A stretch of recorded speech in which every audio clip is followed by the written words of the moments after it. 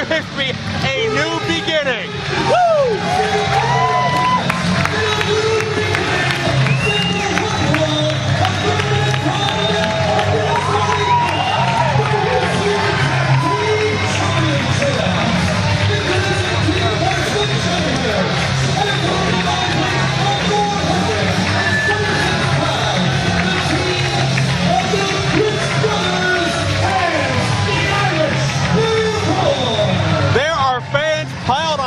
One another here in the Court Time Sports Center, Elizabeth, PA, an IWC indoor attendance record to see IWC action and the legendary Ric Flair. This is the pinnacle of IWC's existence today. Here at ringside, I am Joe Dabrowski, joined by Jay Worthington Farnsworth and Chris Maverick. IWC Tag Team Champions,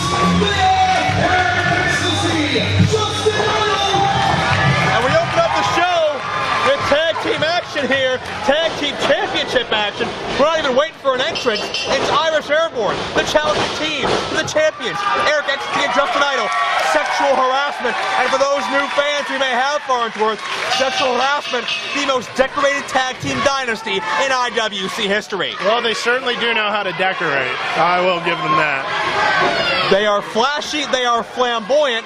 Erik Xtasy, we're not always sure about his lifestyle, but they found the right combination of goofy and serious to make this incarnation of the team, the latest incarnation, two-time tag champions. Xtasy teases the dive, but Justin Idol, for many years called the aerial icon, is he going to follow through? The Crist don't see it coming, but they're about to find out the hard way. Idol with a toe fake and helo. Chris Maverick, you've been very closely associated with tag team wrestling in your time here. How do you assess this tag title match? I think we're about to see something great. You don't see a lot of shows that start off with a tag title match. I mean, but you got this big a show, I guess you start out with the big guns. We saw these two teams meet last month as part of a three-team elimination match. Irish Airborne were eliminated, even though the referee did not see. I'll check out this double team. Assisted Bulldog by Idol and Xtasy. Airborne were eliminated despite one of them having their foot on the rope. They had a gripe, but the referee didn't see it. Ref's decision is final, but during the course of that matchup, towards the end, Airborne re-emerged and almost cost Harassment the victory. It was a very legitimate, very serious gripe, and I think that's why they got the match that they're getting right now, despite the after-match activities, so to speak. Did you see that? Great resourcefulness by Justin Idol to trip up Jake Crist on the outside. Jake's brother Dave, the legal man in the ring now, and just planted Idol face first into that middle turnbuckle, and that is only a thin layer of padding covering a steel bolt. And it looks like he was looking for a tag, but wasn't aware that his brother had been sent to the floor. Irish Airborne, the most decorated tag team in the state of Ohio today, branching out to Pennsylvania. They've appeared many times for the Ring of Honor promotion as well, and they would love to solidify their reputations here in Pittsburgh with a championship win over sexual harassment. As you see, Farnsworth's favorite move, Dave Crist with the eye poke. Good poke to the eye, sets everything on an even playing field as far as I'm concerned. I call that a little bit of a tribute to the guy we're going to see later. Certainly true, the 16-time heavyweight champion of the world, Nature Boy Ric Flair, in attendance this evening. And I think all these fans, the 1,000 plus, well over 1,000 plus, came to see Ric Flair, but they're going to stay to see the best professional wrestling action in the independent circuit today. I don't know if you caught that. This is Dave in the ring, I believe. I don't know if you caught that he had his feet on the ropes. The ref can't see his feet on the rope. I will take advantage of it for a little bit of extra leverage.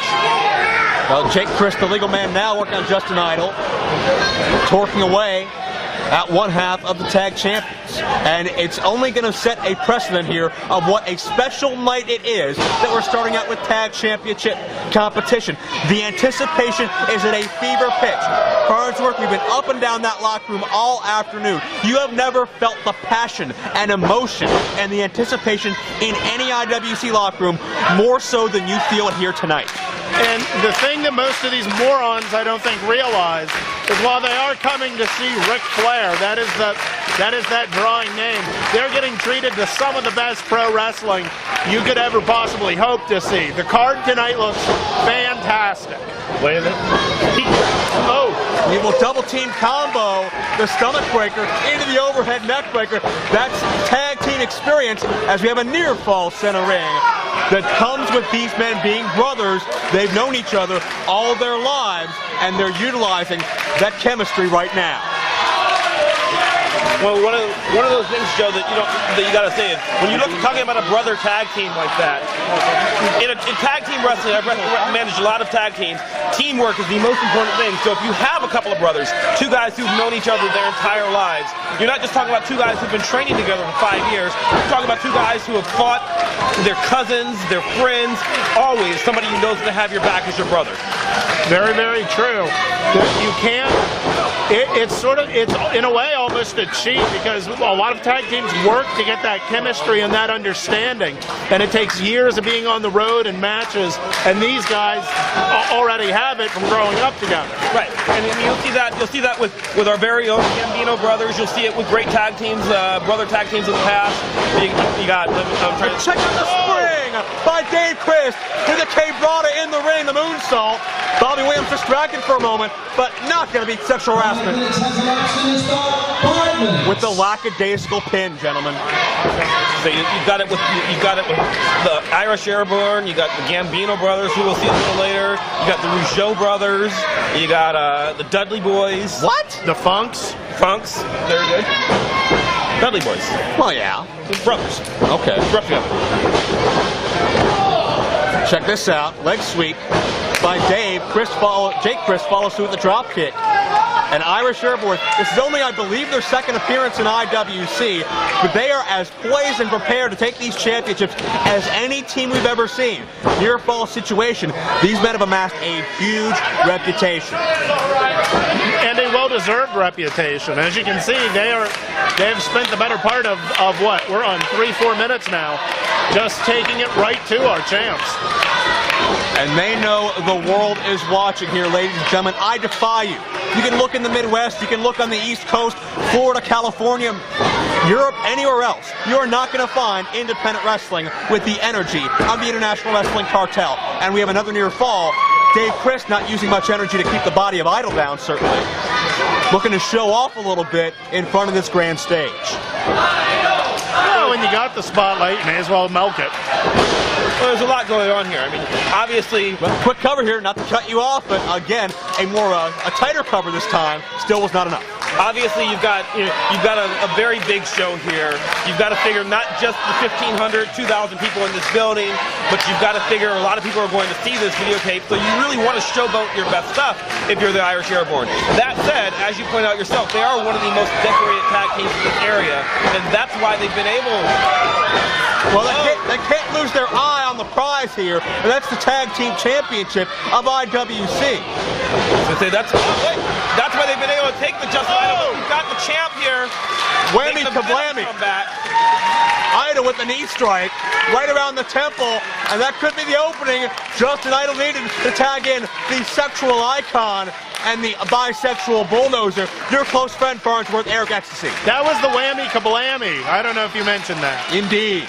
The whammy kablammy. Thank you.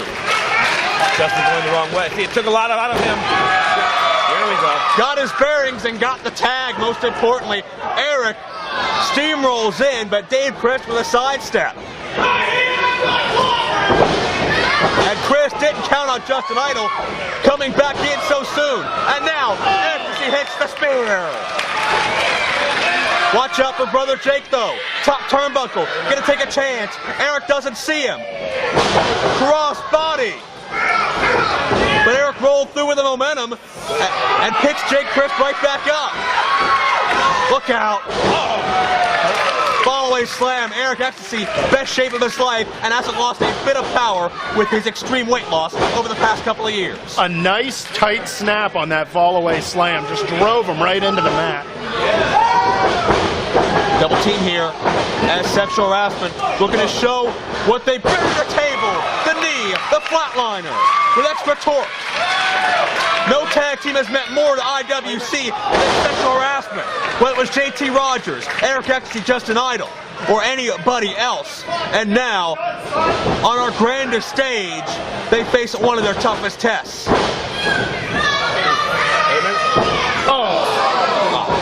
Catapulted right into a forearm. Springboard by Dave Crist. Unbelievable. Double stomp, caught him high. New tag champions right here. And a near fall. Erik Xtasy interrupts. That could have been it. That was it. Eric Idle was Eric Idle. That's true. That's great. I never noticed that before. But Xtasy choke slam. A choke slam. Justin Idle was counting ring lights, and had Erik not come in, that would have been it. Oh, that double stomp hit Idle high, or on the top of the chest, maybe the clavicle. Rose Creeper coming up. They shrugged off the illegal brother. Brother Dave is the Rose Creeper. That should do it. Can he get the cover in time? Bobby Williams with the count. Sexual harassment. Retain the title. What a way to start this night. Whoa. Wait a second. His foot was under the rope. Wait a minute, one more time? You can see. And again, the referee missed it. Airborne aren't wrong. I don't believe they are. It's tough to see over about 1,000 heads. I hate to do it. I'm telling you, his foot was under the bottom rope. Told ya. His foot was under the bottom rope. I'm sorry, guys, we have to be fair. His foot was under the bottom rope. We gotta restart the match right now. Promoter Norm Connor's the biggest night of his career as well. Raising law and order here tonight. Wants justice upheld. But the man's neck is broken. I mean, come on. What's he going to do with it? Well, Jake Crist still has some fire here. Oh, but walked right into the thrust kick. Had some fire. He's barely standing at this point. Uh-oh. Oh, no. I don't see. Went for the spear crusher counter. Elbows his way free. No, he got deposited hard. Crist just dumped him at that point. But Erik Xtasy now, the only two healthy men left. Wait, cover. Handful of tights. And we have new champions. Handful of tights. Is that going to stand? Ladies and gentlemen, Northerners and News. It is. IWC Tag Team Champions, the Irish Airborne. The Irish Airborne got a break thanks to one technicality, but then took advantage of another, and they're not even done. You can't be proud of a title win like that on a show like this. And now it's time for the Irish Air Raid. The Irish Air Raid, their signature combo offense. Oh. I guess they wanted to put an exclamation mark on that, and they certainly did. Dave and Jake Crist are apparently the new tag team champions. It was robbery. It was trickery. It was a victim of circumstance. Irish Airborne, Dave and Jake are leaving with sexual harassment belts. Ladies and gentlemen, the new Tag Team Champions, the Irish Airborne. But they had the tights. Gentlemen, how could they be proud? I don't know. Because they won. Yeah, well, they won, but at this point, I mean, it looks like Justin Idle's happy to be escaping with his life. He's barely moving in the ring over there. Well, we certainly feel for Justin Idle, but if not for Norm detecting the foot under the rope, they would have been out of this matchup. And then they used the referee's diverted attention to steal the victory and the championship. Irish Airborne started out this night with hot news, but sexual harassment got gypped.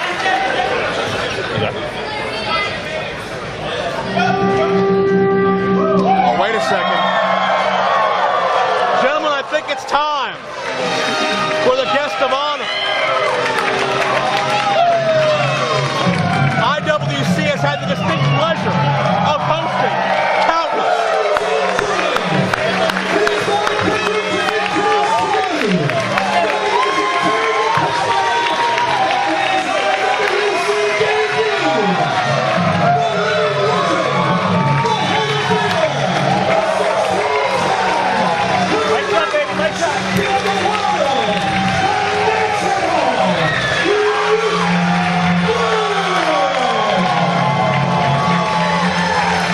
Countless legends in the 8-year history of IWC, but none of them have been Ric Flair.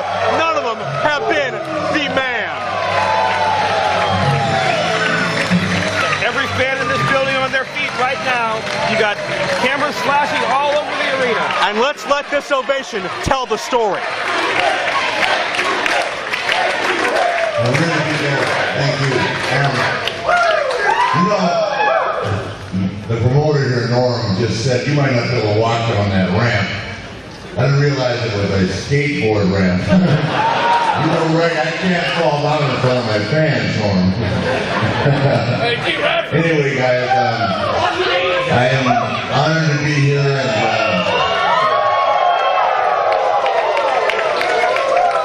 I've had, to say the least, some very good times in Pittsburgh.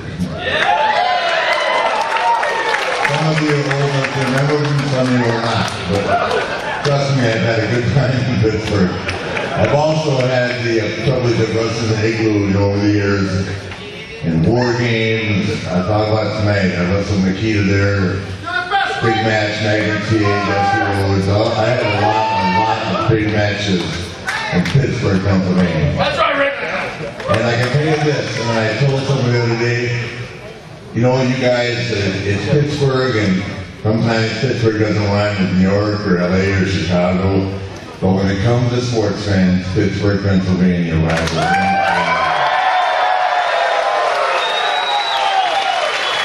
And I'm really, really happy that the Steelers are back in the Super Bowl.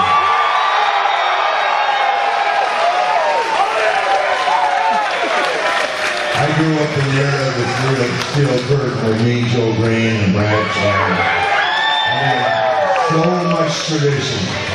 Well, the same tradition exists in Pittsburgh in the state of Pennsylvania with professional wrestling. You guys have supported our business and supported our sport and supported us as individuals. And I'm honored to be here tonight. A lot of people, you know, will say, what's Ric Flair doing in Steel Town? You know, and the answer to that is, I'm enjoying a relationship with 3 generations of fans that I really like performing in front of, and have shown me nothing but respect. Whether they were mad at me because I was a bad guy, or loved me because I was a good guy, I've really had a lot of fun with you guys over the years. Now you guys know I'm a little dude riding jet flying in Pittsburgh, right? I get to the airport today and there's no limo, right? However, there's this dynamite-looking chick named Tina. And I want to tell you, Norm, I'll take Tina over limo any night. And if you guys know who Tina is, I think she works as a manager, she's an announcer with IWC. She's going to be able to tell everyone in the world a Ric Flair story tomorrow.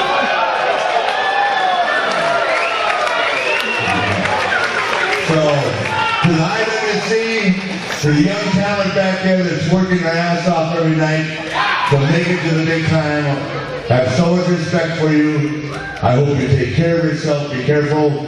It's a great sport. There's a bunch of them back there, guys, as thankful as can be. Nice young guys that want to make the big time. Some will, some won't. Never take 1 second of life for granted. They bust their ass to try and make you guys happy. I respect y'all so much back there. I respect Pittsburgh. I respect you. Tina, whether you like it or like it, Tina, learn to love it, darling. Because between here and the Marriott Pittsburgh,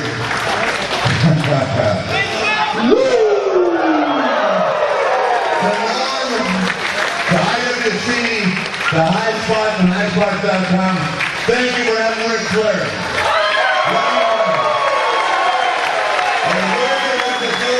Who wanted to be the assignment tonight? Where is she? She left. God bless you guys. Thank you.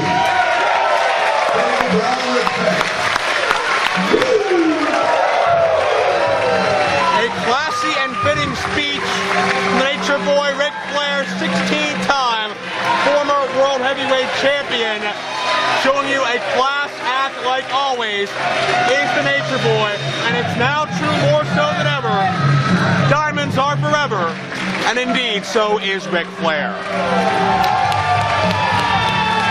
This is certainly a most unique entrance, with the most unique, flamboyant, charismatic charismatic athlete on the IWC roster today. Former two-time Super Indie champion, the sweet and sour one, Larry Sweeney, who last month spent an entire segment of the DVD interviewing himself. We know he's set for action, we don't know his opponent, and surely don't know what he's going to do. You're looking at go for this. Wow, how about that? How about Ric Flair? That was something else. That was something else, you know. I was listening in the back there and I really enjoyed that speech. But you know what? I've got to disagree with some of Mr. Flair's points. Because I've been going to Pittsburgh for a long time. And out of all the nights that I've spent in Pittsburgh, I have not enjoyed one of them.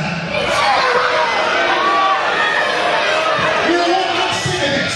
I'm sick of coming here. I'm sick of staring into your fat, begging faces. Sweeney's standards are higher than Ric Flair's? Well, Lord knows I'm tired of it. That's 4 years, isn't it? Bunch of drunks. Bunch of drunks. This is the ugliest city that I've been to, and I've been to cities all over the world, and all you people are dumb enough to live here. Well, he's clearly never been to Milwaukee. Well, you know, if you've been to Milwaukee. You know, I'm sick of a lot of things. But one other thing, besides Pittsburgh, all the people who live in Pittsburgh, that I'm sick of is being the most underappreciated wrestler in the history of this city. Very talented, but I don't know about underappreciated. You don't appreciate him, Joe. I appreciate his in-ring talents. I don't appreciate the love session. I'm looking right at you, Norm. All right, two-time. What's this company called? The IWC Super Indie Champion? You're looking at it. 23-time ICWA Texarkana Television Champion. Yay! Hey, shut your lips, sweetheart. Didn't forget the name of that. You're looking at it. You announced 2 Cold Scorpio for next year's Super Indie. You announced who David Winters. What about Larry Sweeney? Where's my name on that list? He has a valid point. Where is his name on that list? Demanding a spot in the return of the Super Indie tournament this spring. It'll be Super Indie 8. I promise these guys a surprise tonight. And I tell you what, you're right. You deserve a chance to get in Super Indie. And why don't you take care of this right now while we have a Super Indie qualifier. Super Indie qualifier. Well, that's a surprise. Who's coming? I don't know. Are you wrestling? I'm not wrestling. Everybody in the back is accounted for. I don't know who. Ladies and gentlemen, We know Gory's got the. is a Super Indie Let's listen. qualifying match set for 1 ball and a 20-minute time limit. Introducing to you first, already in the ring, he hails from Redondo Beach, California. Weighs in at 216 pounds. He's a former 2-time Super Indie champion, Sweet and Sour Larry Sweeney. Where'd the lights go? I don't know. What do we got here? Who's left? I mean, we know it's not Xion, it's not Gory. No. Van Hammer? It's not Van Hammer. Could be Van Hammer. Wait a second. Chest Flexor? I recognize that music. I don't. And it looks like, if my memory is correct. Wait a minute. No. Okay, I only know one guy who used to. Yeah. But he's dead. He is not. Shut up. Oh, he's retired. It might as well be dead. Well, I think IWC No. may be about to be graced by God's gift to wrestling. No, the guy's retired.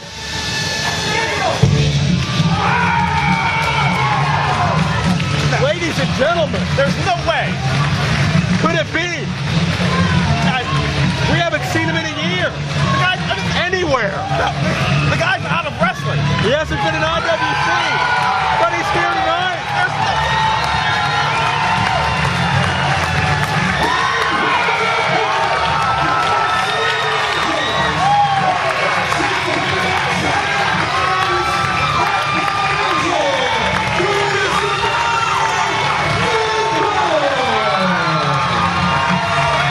It was 1 year ago, over a year ago, that Christopher Daniels, the ball in. Joe, did we hit it out of the park or what, baby? We got a home run, Norm. Where did you find this guy? Chris Daniels lost the TNA Beast you're fired match. He got the case that signified him being fired.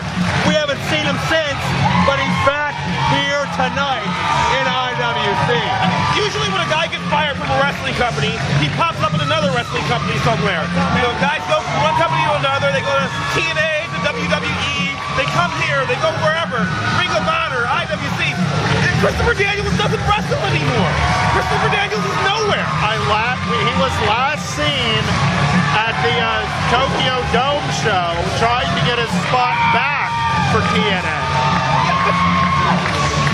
I mean, I thought the guy was like working at a fast food joint somewhere or something.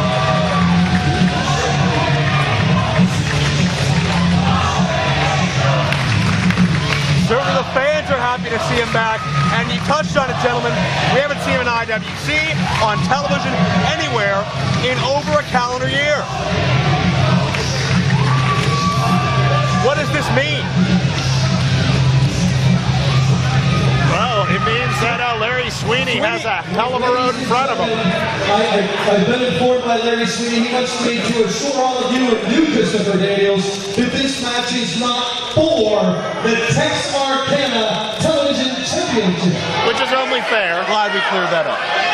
I mean, he hasn't had any time to prepare. Who knows what? The guy hasn't earned it. The guy hasn't wrestled in over a year. Let's listen to the Fallen Angel. Looks in great shape, though. You know what? I accept Mr. Sweeney's proposition that this is a non-title match, because it's been a while since I've been in IWC. So I don't deserve a title shot right off the bat. All I'm really looking for is an ass to kick in front of the IWC fan. And there's no one in the building that looks like a bigger ass than Larry Sweeney. I don't know, there's that lady right there. Stop it. Oh, look at that hair. My dog has hair like that. At the top of the broadcast, to our live crowd, they saw a special History of IWC music video detailing some of the biggest moments and stars in its history. Christopher Daniels was a big part of that video, but we couldn't have imagined he'd actually be here tonight. I've been here all day. He wasn't here tonight. He's not anywhere. And now the question is, and we're going to have to get some clarification on it later on, apparently this is a match to qualify Larry Sweeney to the Super Indie Tournament. Does the same rule apply for the Fallen Angel? I would imagine. I mean, if it's a Super Indie qualifier, I mean, he doesn't deserve it. He hasn't wrestled in a year, but If he earns it right here, he does. yeah, but I mean, how do you walk into a Super Indie qualifier? Yes, Norm? Where'd Norm go? I don't know. Norm is running about. Conspicuously absent. He's running about with some a frantic look on his face. Norm looks even more frantic than usual, and like justifiably so based on this night. But Collar and elbow tie up in the ring into an arm drag. A little bit of ring rest on Christopher Daniels there. perhaps check out the garb on Larry Sweeney while we're at it. Yeah, I love it. I think it's great. Individual that flashy needs some flashy outfits. Well, to say the least, Larry Sweeney is indeed flashy. Crowd comes alive for the Fallen Angel, former multiple-time TNA X Division champion, World Tag Team champion there as well. A man who's toured all over the world countless times. That's what I'm talking about! And Sweeney looks like he dropped the pressure on the inner thigh muscle of Daniels, which would make it legal.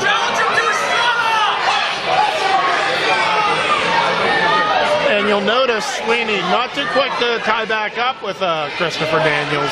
Definitely going through a feeling out period here. When you just get dropped into a match like this, you have no chance to prepare. You really got to sort of take it slow. You got to figure out just exactly how you want to approach this. A scoop slam, but Daniels pops right back up with a hip lock. Inverted atomic drop of his own, and Daniels mounts some offense, and Sweeney's on the outside. Well, the one advantage Christopher Daniels has here is that unlike professional football, professional baseball, in pro wrestling, there is no cooling off period. There's no off season. Larry Sweeney wrestles week in and week out all around this country. Every guy you're going to see in the back wrestles week in and week out all around this country. Christopher Daniels has had a year to heal up. You're always wrestling hurt. Christopher Daniels looks to be in great shape. He's probably been working out for the rest of the year. He doesn't have the aches and pains that a normal wrestler has. He looks to be at the top of the swarm. Absolutely. Daniels, I'm sure, would love to resume his career in TNA down the line if the opportunity presented itself. However, right now, it's all about Super Indy. Christopher Daniels was a part of the very first Super Indy tournament. I believe he made it all the way to the finals before losing to Super Hentai. He was in the second Super Indy tournament. He was in the third Super Indy tournament in a non-tournament matchup against AJ Styles, 2004 match of the year, and indeed he was also a participant in Super Indy number 4. So Christopher Daniels has a rich history in this company. Probably pound for pound the best wrestler currently working the independent circuits today. Since he's apparently working them now. Yeah. Oh, went right back to the top of that list. You've been able to say that for about 5 minutes now. Yeah. And Daniels cinching in the armbar, controlling the body of Larry Sweeney and dictating the pace of this matchup. Daniels doesn't want to go too fast, too quickly in his first match back in who knows how long. I feel bad for the guy who he knocked off the top of the list. Sorry, Van Hammer. Pace quickens here, and Daniels a step ahead of the Sweeney leapfrog. And the two-time former Super Indy champion gets planted, springboard, Arabian moonsault into the lateral press for 2.5. A staple of Christopher Daniels' offense. The thing about Christopher Daniels is when he talks about him being God's gift to wrestling, he's absolutely right. He can come at you 100 different ways. He knows strikes and kicks. He knows suplexes. He knows submission holds. He knows high flying attacks. He is a complete package in the ring. Excellent ground wrestler, excellent hardcore wrestler if he wants to be. He can do it all. Certainly, we've seen him on television in cage matches, Ultimate X matches. He's run the gamut. But right now, facing one of IWC's finest in Larry Sweeney, looking to get back into the Super Indy title picture and a spot in Super Indy 8. And Sweeney discussed the competition already set. Super Old Scorpio, Davey Richards. Then Joey Ryan is in the mix as well. We got a lot of big stars from all over the country, all over the world, that want to be part of IWC's signature tournament. The 8 spots in that tournament, so coveted. So we got look attack.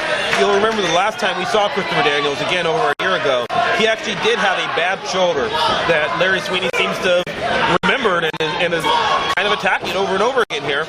Pretty smart wrestling from Larry Sweeney. Well, if there could be an injury there, he's going to try and find out. Now, a year of rehab, that injury may still not be relevant, but it's worth taking a shot. Well, if there's not an injury, Sweeney's dead set on creating it. Yeah. But if that doesn't work, there's always the poke to the eye. I figured you'd go that route. Why not? It's a lot easier than trying to hit a moss-covered three-handle flying trap. Well, how does a chin lock suit you? It's okay. It's no poke to the eye.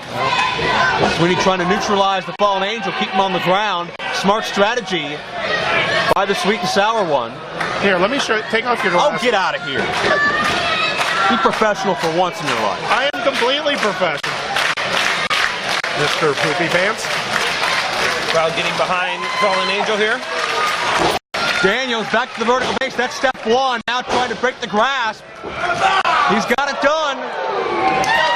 Daniels, a young veteran of over a decade. And Daniels with an explosion of offense.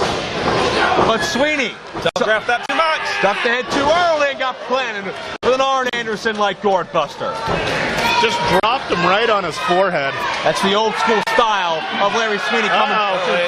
Straps her down. You know what that means. It's on. Business is about to pick up, correct? There you go. That works. There you go. Much to the chagrin of Daniel, who just got his bell rung by Larry Sweeney. I watched my old Jerry Lawler matches. Good job.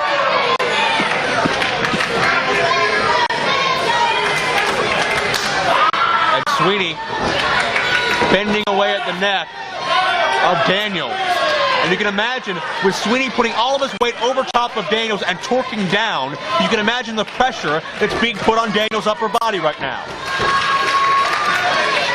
It's actually a great hold. You're looking at, he's working the neck, he's working that shoulder again, which, you know, we don't know if he's still injured or not. And, you know, then you follow up with a stop to the midsection right there. Welcome back to wrestling, Christopher Daniels. And Sweeney is keeping the pace very basic and very mat-based, and that plays to his strengths. Daniels with a back body drop.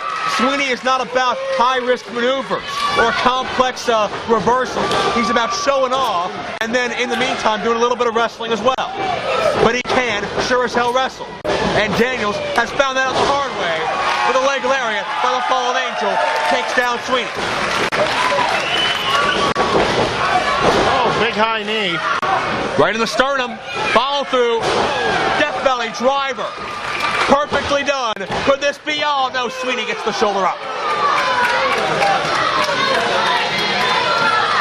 And you can tell Christopher Daniels showing a little bit of ache in that trapezius shoulder area. Wait a minute. Wait a second. Going for the Angel's wings, but Sweeney stomps on the toes. Smart. Very smart. Great strategy here. Oh. Neckbreaker DDT combo. That could be all here. Two-ender. And again, Daniels kicks out now. Daniels knows the stakes here. He knows what it's like to be in the Super Indie hunt. He never won the championship despite years of attempting to. Daniels could be on the road to a possible Super Indie title reign right now. And I stress could be, because you could never, ever count out Larry Sweeney. 12 large elbow, counter. Daniels has Sweeney. And almost in Flair-like fashion, Sweeney gets dumped from the top rope. Oh, the Uranagi, and it may be time. The BME best moonsault ever! Will it be all? Will it be enough? He did it! Daniels wins.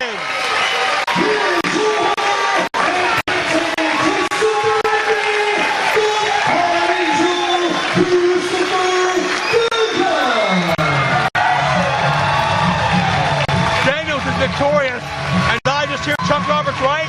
Christopher Daniels has advanced to Super Indie. Congratulations to the Fallen Angel. I guess he has a job now. When you want to talk about a comeback after a year on the shelf and the fans chanting welcome back, showing their support, Christopher Daniels goes from relative obscurity to right back at the top of the Super Indie mix.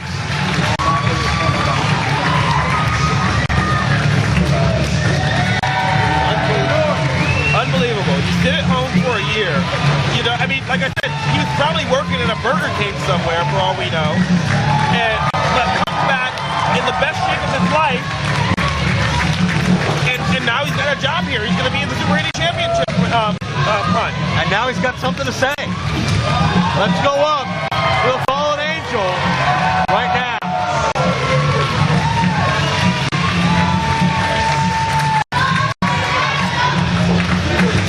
You know what? I'm not going to say a lot. I know we started late. We got a lot of good matches coming up. So I'm just going to say this real quick. 2008 was a dark year for me. I spent a lot of time in the background, not in the place I was born to be, and that's in the middle of a wrestling ring. So I'm here to tell you all tonight, I'm putting you on notice, I'm putting the world on notice. 2009 will be the year of Christopher Daniels, and that is the gospel according to the Fallen Angel. Jay Worthington Farnsworth, we're all on notice. I figured we'd see him again. And it's nice that he warned us. Christopher Daniels said this will be the year of the Fallen Angel. Will this year include a reign as Super Indie champion?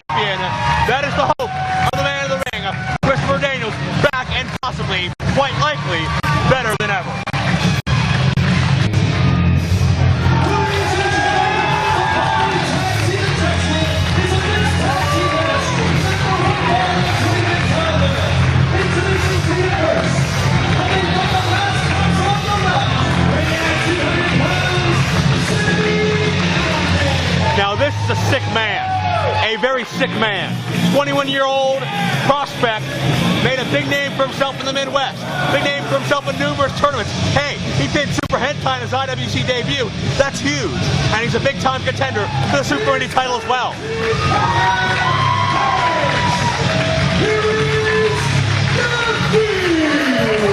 The less than gubernatorial looking Daffney on the way to the ring right now. It's mixed tag team action as Sami Callihan is joined by the original Scream Queen, former WCW Cruiserweight Champion Daffney. And if this isn't a sick pair, I don't know who is. But you want to talk about unusual pairs? Where do you see the opposition?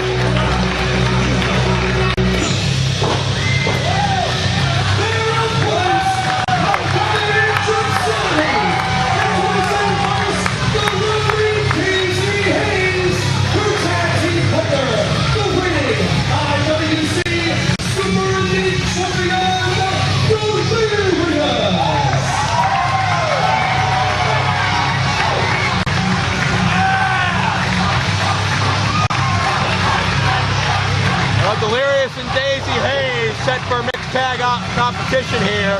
Daizee Haze, the personal interpreter and translator of Delirious's, well, whatever his language is. And how, gentlemen, is this tag match going to go? For the most unique and mentally diverse personalities I can ever remember seeing in pro wrestling. Honestly, I would say right now we have 8 or 10 of the weirdest personalities just in Delirious. I cannot argue that point at all for this assignment.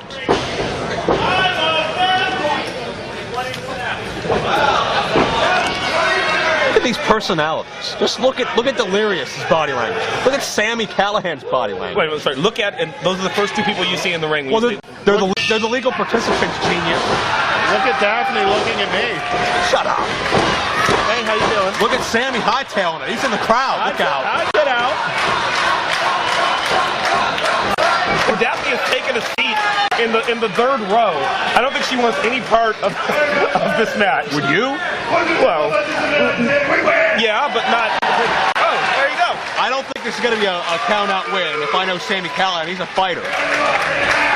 But Delirious is a two-time in-current Super Indie champion, defeated Sami Callihan in a great matchup last month at Call to Arms 5. Sami Callihan, what does he have? I believe it's a caution wet floor cone, Joe. Maybe the floor's wet over there. Well, no, I think it should stay over there. Call me crazy. Or maybe he just wants to brain him with it. Are you implying that he might cheat? No, I'm implying he'd hit him with it. Sami Callihan cheated something? No. Look at Sami Callihan. He looks like an honest, upstanding young man, right? Please. Again, I'm not looking at Sami Callihan. Well, the tag's into Daffney. Time for all of us to look at her. Now she's going to have to quit looking at me and pay attention to the action in the ring. Yeah. I'm not sure she has my modeling card yet. I know Dave. And there you hear the trademark scream of Daffney. We heard so much back in WCW where she was aligned. Oh, God. Daffney was aligned with, of all people, David Flair, bringing it full circle tonight. I kind of like Daffney's scream better than Delirious. Whoa, I think Delirious is a little bit taken aback here for the first time in his life. Well, really, when a girl screams at you, it kind of creeps you out a little bit. I mean, Frightened Daizee Haze. hold on. Well, what's Delirious going to do here? I'm not sure if this mixed tag is intergender rules or not. I guess we'll find out in a moment. Well, a screaming contest is always intergender rules. Well, in this case, yes.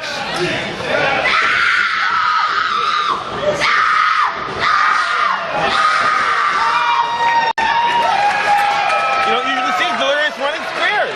Daffney literally has him on the ropes.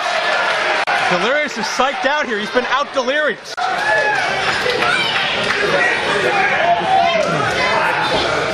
Well, you're not going to pin anybody this way. You might get a submission though. I'm ready to tap out. Yeah, I can offer him a lozenge. And now the tag into Daizee Haze. And we're going to see the ladies lock up. And Daizee Haze, Burnswick will back me up on this. Out of all the women we've seen in IWC in the years gone by, Daizee Haze has got to be pound for pound the toughest. Yeah, I'll give you that. Pound for pound. Wow, that's loud. How's Daizee Haze going to retaliate to the screaming? I would go with a poke to the eye, but that's just me. Go figure. Go behind by Haze. The first actual physical action in this matchup. Let's see if she'll use any flower power here to best Daffney. It's about as far as a child from the 60s as one could find. And Daffney wrestled to the canvas by Daizee Haze. And some sort of foreign object. I think she just shoved something in her mouth. Is that a sock? I think it is, based on Sami's reaction. Great strategy, but only short-term results. Well, we don't know, there might be another sock down there. Great swinging arm drag there by Daizee Haze. Just saying, of all the competitors tonight who would have had a sock in their trunks, I wouldn't have guessed it was Daizee Haze. And I'm going to avoid that entirely right now, as Daizee Haze continues to show that the women of IWC, certainly they look great, but they're far from just looks. They can wrestle as well. But as you pointed out, I mean, like, you pointed out her being the toughest. I believe, to this point, Daizee Haze has been in every single woman's match we've had in this company. That very well may be the case. And won most of them. That's true. Well, she's pinned some men here before. As well. Watch Daffney, though. Daffney has a power advantage, and certainly a much higher pain threshold based on some of the crazy things we've seen her involved in. And Daffney rakes away at the facial features of Daizee Haze. Sami Callihan tagged in here. Oh, Daisy's got to get to Delirious. Oh, thank God. I would hope Sami Callihan wouldn't stoop so low to go after Daizee Haze, but certainly would not surprise me. Well, we know Sami Callihan has been known to scare some people. He definitely put a bit of fear into Daizee Haze there. It'll make her think the next time she steps in the ring. It does appear to be intergender roles, so, you know, the women knew what they were getting when they signed up for this match. Sami Callihan with a side headlock now, neutralizing Delirious, which is a good idea. You never know what Delirious is going to do. And did Sami Callihan do a chicken imitation there? I'm not sure what it was. You know, maybe channeling the great gobbledygooker. I was going to say perhaps a member of the Bluth family. Either way. Sami gets ahead of steam, shoulder tackle, nobody moves. Gut check center of the ring here. But Callihan, what the hell was that? Callihan with the upper hand. That was him mocking. Is that what that was? Yeah, I think he was saying, he's crying. Kind of mocking. Front chantry by Callihan, who has a lot of power. He is a cruiserweight style build, but has a lot of power. He's a hell of a striker. His clotheslines have, hey, that's wrong. That's a lady over there. His clotheslines have been compared to Stan Hansen. He is a tough 21-year-old kid, but he just spatted a woman. And Daizee Haze, kind of an unorthodox way to break a hold there. he's Delirious, the stepping stone to get a shot in on Sami, and now Delirious has turned the tide. And Daffney tries to do the same thing, but that didn't quite work. Delirious has firm control of the mind game aspect once again. Oh, wait a minute. Wait a second. Sami's not going to make any friends like this. What, they both collide with each other. And double low bridges. Brilliant tag team wrestling. Not a very intelligent moment on the part of Team Callihan. And one has to wonder just how cohesive a unit Team Callihan is going to be from here on out. Well, Delirious and Daizee Haze certainly would not be described in so many terms usually, but they understand each other somehow. I think Daffney may understand them too. That may make Sami even more of an odd man out. You don't understand Delirious? Stop it. I understand Delirious. Daffney in control right now, Daizee Haze. You know, some people say Daffney looks like Sarah Palin. No. Though I did see this video with Sarah Palin. It was kind of, I don't know if you saw it, it's called Who's... Do I want to know? Well, I mean, I'll tell you later. That might be off-air talk. Thank you very much. And Daizee Haze with a takedown. As once again, Daizee Haze proving her tenacity right into the tilt-a-whirl, countered out of it, but a straight slap to the face. That's going to hurt no matter who you are. Big boot to the back of the head. Oh.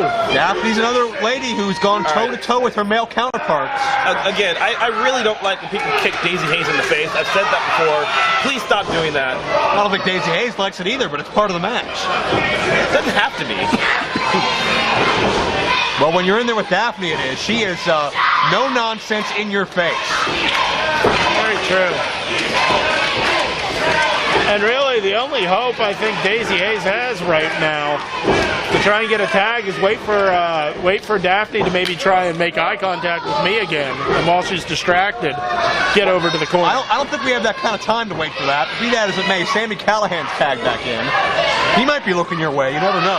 I think he just licked her. What? Well, come on. I mean, wouldn't you? Where's that man's tongue been anyway? It's true. Tag Delirious. Let's see if he licks Delirious. Delirious explodes as only he can with offense. Inverted atomic drop. Oh! And that one had some purpose behind it. And Delirious feeling the flare in the air as well. Oh, Lord. Into the buckle, clothesline. Delirious has momentum here. Delirious can knock Sami Callihan well down. Half the crowd's counting, half of them are trying to channel Delirious. No, it's the other half can't count. Oh, excuse me. Callahan drove all the weight down in Delirious, cover and no. 10 minutes has gone by and it's now 10 minutes. If Delirious can win this mixed tag match, it'll knock Sami Callihan quite a bit down the contendership rankings for the Super Indy title. But if Callihan can win here, he's almost got himself guaranteed another championship opportunity. You would think. Of course, I imagine Daffney wouldn't mind having that opportunity either. Not at all. She's held men's titles before. She'd like to again. Sunset flip. Callihan gets out, and there's a Hanson-like lariat, and only a near fall. I got a couple titles I'd like to bestow on her. All right. Come on. I am shocked at the Mrs. Farnsworth. chauvinistic language that you would imply towards our women here. Keep in mind, Farnsworth, Sami Callihan has pinned Super Hentai, and you know better than anybody, with your years spent with Super Hentai, what a major accomplishment that is.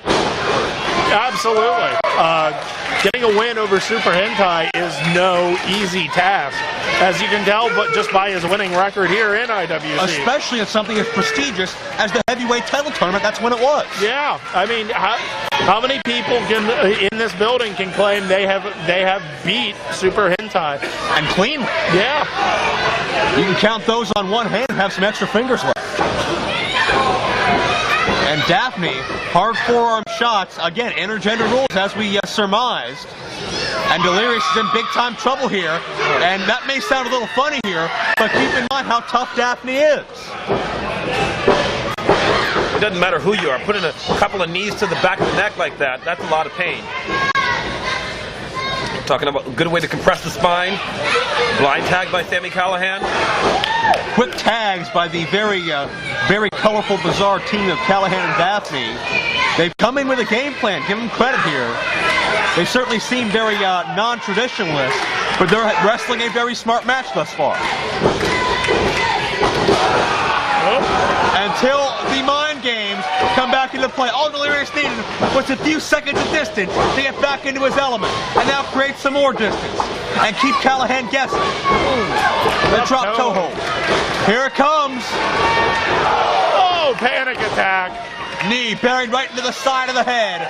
And is this enough to get Delirious with a tag? But does Delirious win a tag, Daizee Haze, with Sami Callihan in there, the man that spat at her moments ago?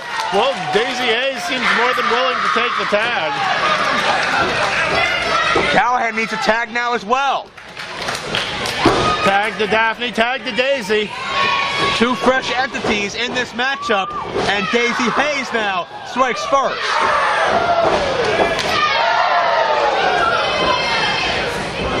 To the rod goes Daffney. the neck breaker, second time. Modified style, just snaps Daffney down.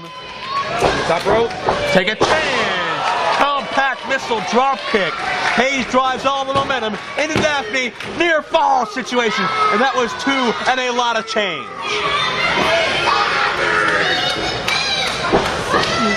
Oh, Daizee, heart punch. A Daizee specialty. Didn't get enough to knock Daffney down, and it looks like Sami Callihan may have tripped right there. May have tripped Daizee. No doubt about it. Wait a minute. Northern Lights, great. Daffney almost got a win here. And wouldn't that do a lot to shake up the IWCC? I mean, you're talking about probably 2 of the toughest women on the indie circuit today. Right, I mean, you are. Absolutely, Daizee Haze. It's the first time we're seeing Daffney, I believe. Correct? But you know, renowned all over the world, as you said, former cruiserweight championship in the now defunct WCW. Oh, wait a second, Sami Callihan. Tagged himself in. He just made a blind tag. I don't know if any of the women are aware of that. Haze drives the forehead down. Wait a minute. Wait a minute. Wait, no, Haze! Good Lord! That was tough to watch. And he pinned her, and he's proud of it. Here are your winners, the team of Sami Callihan and Daffney. And he is quick to get out of the ring. He knows there's hell to pay when Delirious finds out what happened. Sami Callihan not only suplexed the woman on her head, he did it from behind her back. He dumped her square. He saw the weak link in the team and took advantage. But he needed a sneak attack to do it. He didn't pin the Super Indie champion. He pinned Daizee Haze, and Daizee Haze is tough, very tough. But when you suplex her, when you have the power of Stan Hansen in your body, there's no way she can stand that. Well, you're probably also looking at what, 100 and some pound difference? Certainly. Daizee Haze isn't used to facing a competitor of that weight. Sami Callihan puts himself right back in Super Indie contention and makes it personal with Delirious. Got me going against Vicky Rand. What's this? Another ploy? Keep that belt around your waist, huh? You're right that I'm strong, but I'm no idiot, Denny. I've watched you since I was 15 freaking years old. I take this out of respect for you. You better start showing the War Machine some respect.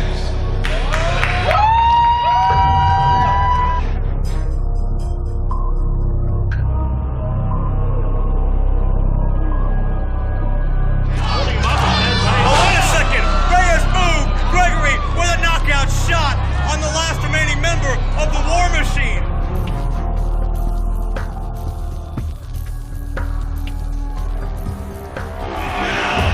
Bring me a rep, bring me a fabulous, not some average run-of-the-mill everyday McChesney. Bring me a fabulous McChesney, and let me whip that jazz-off ass.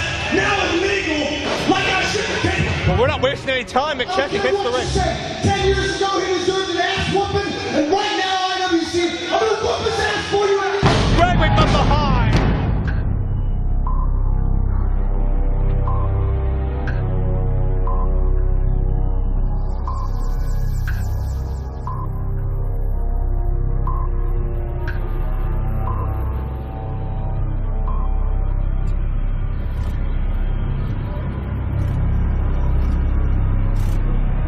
Facial expression, he's on a mission. Last month, you called me out here before our match was supposed to start, and you stuck a screwdriver in my hand right in front of these people right here. So, Danny, get your ass out of here right now! I don't care who the main event, I'm putting you out for good now! And a knockout shot from the fabulous one. I believe he might have gotten something. Yep. That's a roll of quarters. Roll of quarters.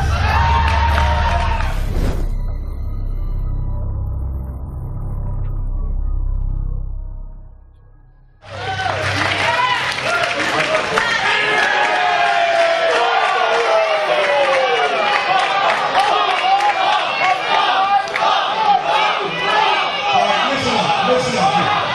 Tonight is a match between me and it's Gregory and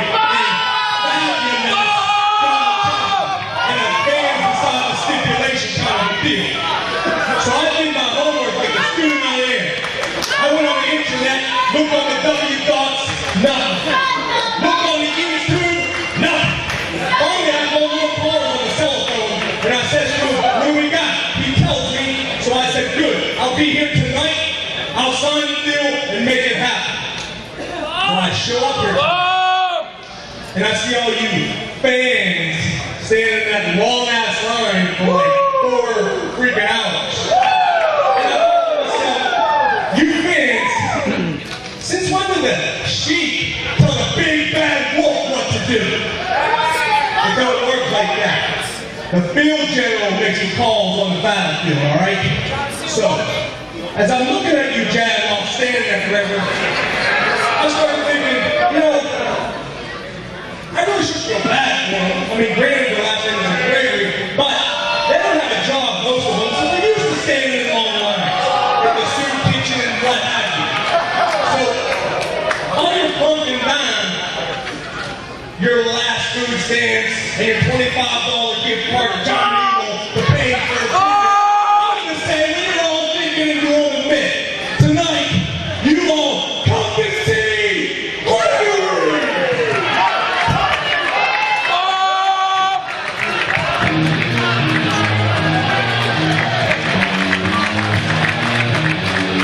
Time, gentlemen, for our biggest X factor of the evening, a big-time personal grudge match, but we don't even know the special stipulation yet. Very true. Well, you know, I think I told you I voted for the lumberjack alligator match myself. Thank you for your input, sir. Well, I mean, I'm hoping. I don't see any alligators. Well, they let them out last. But I haven't seen them.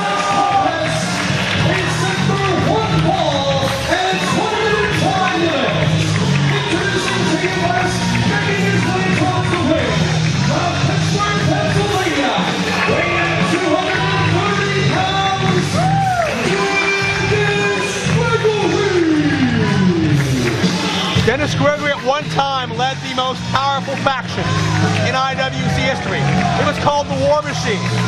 But thanks to Gregory's me-first attitude, slowly but surely, one by one, members started getting dissatisfied and leaving. The only man left to help Gregory in battle when his mouth got himself in trouble was John McChesney. And after Gregory stopped appreciating McChesney's help in protecting Gregory's championship, there was a rebellion from the Fabulous One. And ever since then, John McChesney has come into his own, rediscovered himself, and proved, or attempted to prove, McChesney himself was the reason for Gregory's success.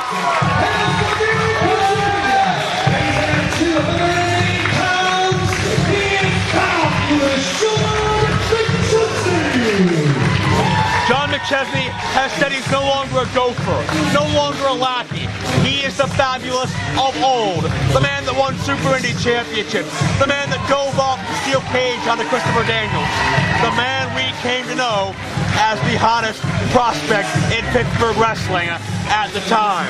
John McChesney now hopes to revisit those ways by finally proving that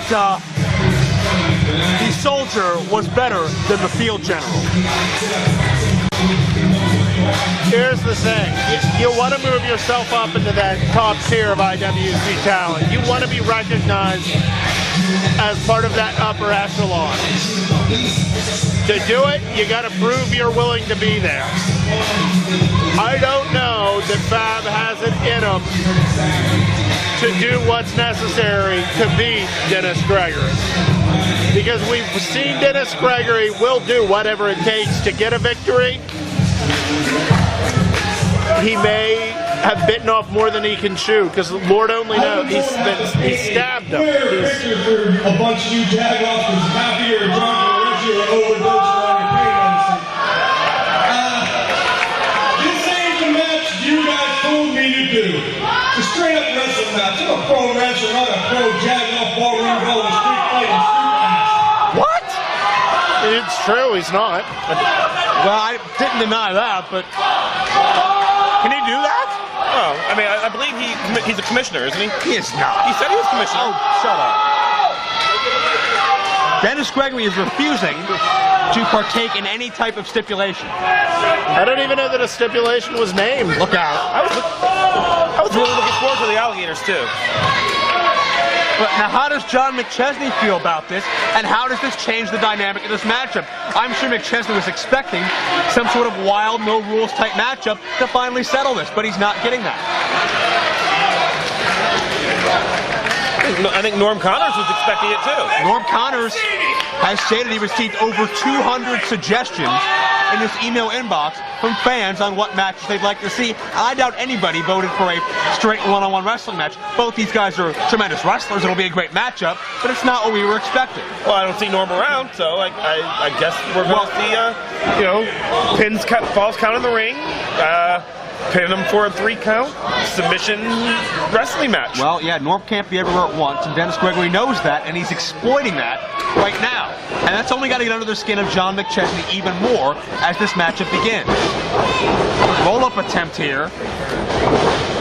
And once again, as I was stating, Dennis Gregory, is Fab able to do what it's going to take to beat Dennis Gregory? Dennis Gregory's already winning the mind games. He's already come out and stated he's dictating the pace. He's setting no stipulations. He's already ahead and into the head of John McChesney. Looks like McChesney was able to take Gregory down, catch him off guard. Yeah, I think he gave him the eye. Rose to his feet. And I'll tell you this, John McChesney and Dennis Gregory have wanted this. Well, let's say John McChesney's wanted this for months. I'm not sure about Dennis Gregory. The last time they had a scheduled match, Gregory sucker punched McChesney before the match could even start.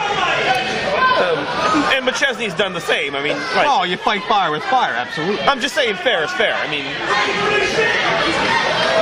but what this tells me, when it comes in regard to Dennis Gregory, is fear. Gregory knew McChesney may have had his night tonight, may have had his number. He knew that if McChesney got carte blanche to do whatever he wanted, the 5-time IWC champion Gregory may have been defeated here tonight.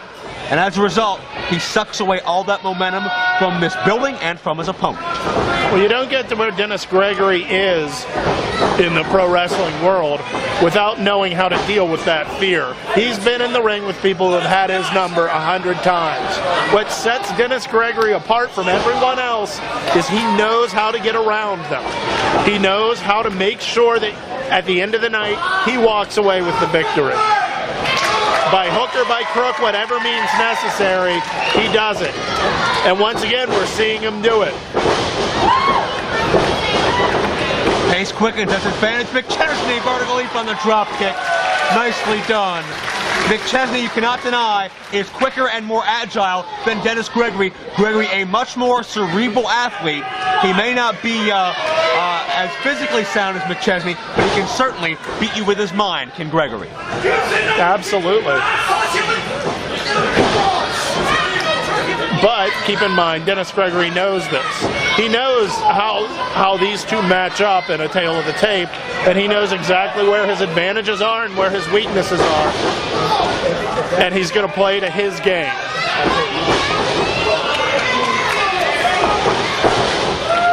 Fabulous. Very, very inventive with his offense. And he's going to take a chance. Beautiful drop kick. He didn't just jump off the top rope. He sailed off of it and collided right in to Dennis Gregory. And watch this. Smart wrestling on Dennis Gregory's part. As soon as he gets hit, right to the outside. Give himself the breather. Use that 10 count. Well, McChesney's got his flag. It's not going to help him win this matchup here. Would have made a great weapon if he would have gotten a stipulation match like he wanted. But again, Dennis Gregory wanted no part of it. And again, making John McChesney play Dennis Gregory's game. Did you see how high he got with that drop kick? He probably could have kicked him in the scalp. I mean... But you notice as soon as McChesney turned his back, big time mistake by McChesney. I think McChesney is too concerned with winning back the crowd support he lost when he was a member of the War Machine. As a result, he broke out that flag, and as soon as he turned his back, Gregory was there with a sucker punch again. Exactly. Dennis Gregory knows when to look for opportunities and when to take advantage of opportunities. I think the only good thing about that is McChesney has finally realized the mistakes he's made in regards to being a lackey for Dennis Gregory, and Gregory just took the flag off of that flagpole, perhaps symbolically holding up that likeness of McChesney in the corner. as he goes back to work in the corner now. I want to point something out about the flag. Back when, when Fabulous was the IWC Golden Boy of old, that flag said IWC. When he moved over to the War Machine, he actually carried it for a while, turned the IWC upside down, but now the flag is the visage of John McChesney himself. I think that's pretty symbolic that he's sort of trying to, even if he's playing to the fans, he's now kind of trying to be his own man. That's what it's all about proving here, Mr. Maverick. Absolutely right. John McChesney wants to stand on his own 2 feet, something Dennis Gregory really never did when he ran the War Machine. He always had Davari, McChesney, Sebastian Dark, a number of others watching his back, and now this match spills to the outside, and it's really tough to detect who the advantage would go to in this exchange right now. Well, I think it's pretty obvious. Oh, McChesney. It goes to the guy who didn't just have his head slammed into a steel pole. And you can hear the smack of McChesney's body bouncing off of that solid iron ring post, which is not a perfect cylinder. It's got points on it. It hurts. Now what? Denny has a message board. Dry erase board of some sort. You may not know this, Denny left-handed.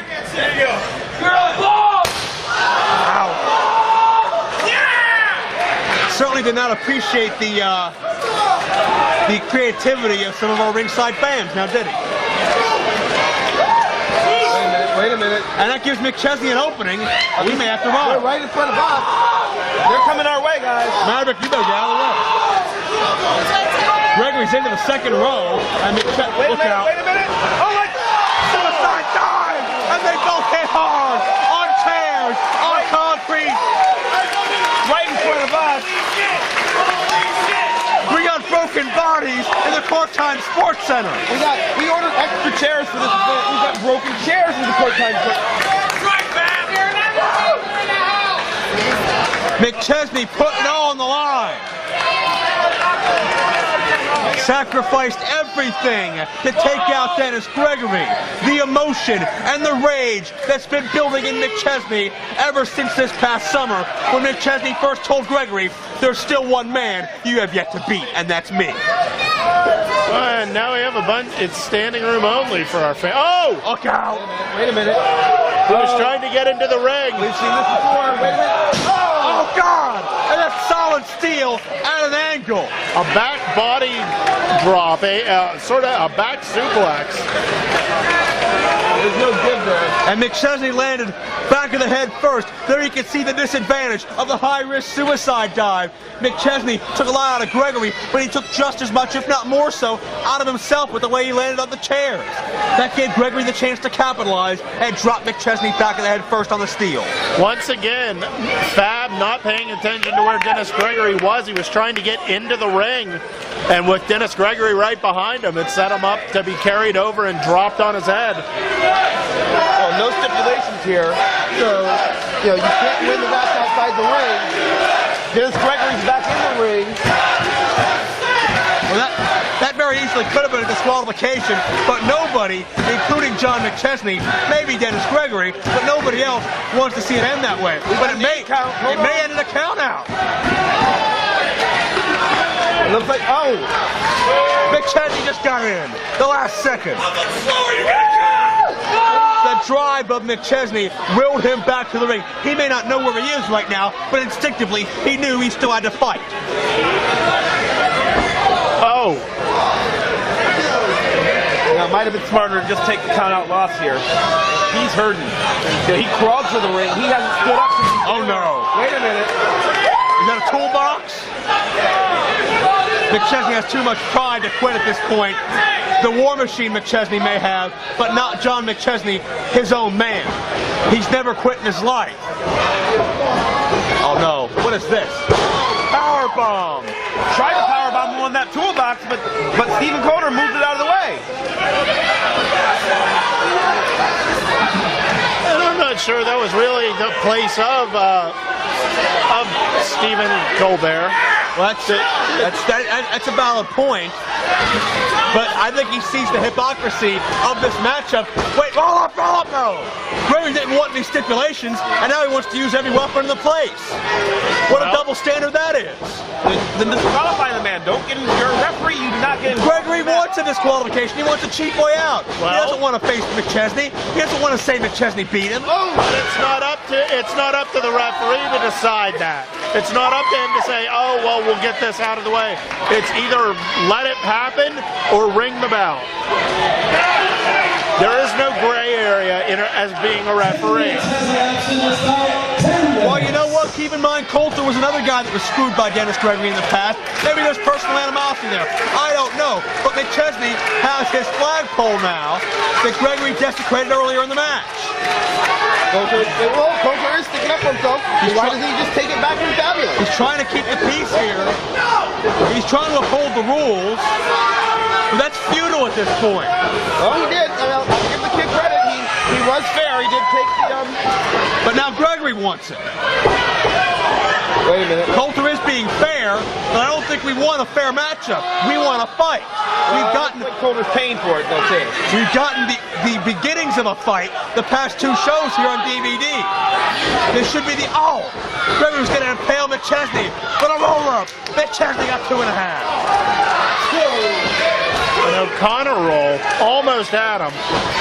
And McChesney's up, and he's still fighting. He may have a concussion from that ramp, but he's still fighting. But Gregory, on top again. He got Here fall again. That should have been 3 right there. You may be right, but again, it's John McChesney's instincts. Where's Gregory going? Here's the ring bell. Oh my God. And that is a metal bell attached to thick wood. Well, Coulter's going to tell you what to do. He's the damn referee. That's interesting. And he's telling Gregory, you did not want this kind of match. This was your idea. Abide by it. Now, Gregory's taking the ring bell. So how do we end the match now? There's no disqualification when he can't ring the bell. Well, McChesney's not concerned about that right now. McChesney's concerned about inflicting more pain on his former boss. High risk. Hurricane Rana. Gregory hung on. Worked his foot into the ropes and caught himself. And had a death grip on that top rope as well. Great resourcefulness. Is this going to be all? Yet he has the tights, and that's it. The match has been called.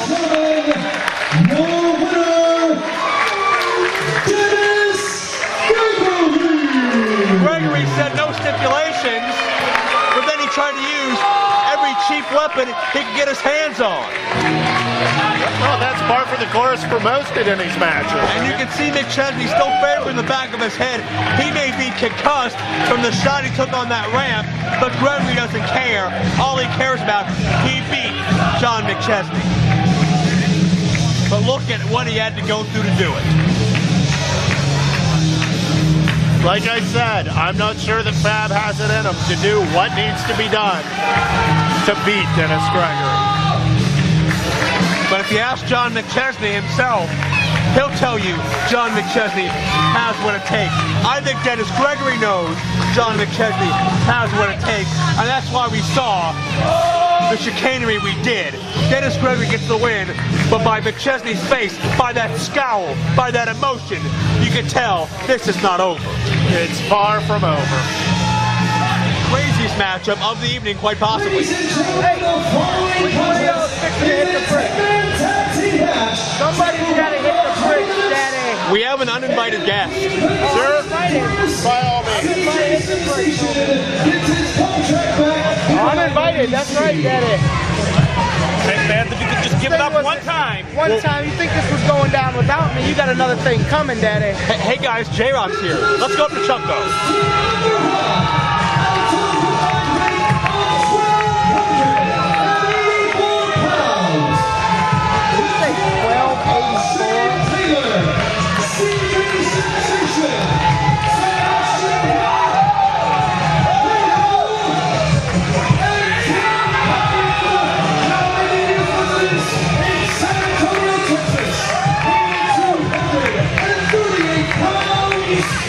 In the ring, we had Jimmy Vega, Sebastian Dark, CJ Sensation, Shane Taylor, and Kato. A five-some you would not want to meet anywhere at any time for any reason. And J-Rock, certainly on our last live event, you had a very unexpected altercation with Shane Taylor. I tell you what, Dombrowski, I'm here to commentate on this match, make my presence felt. I've got nothing to say about that right now. Alrighty, fair enough.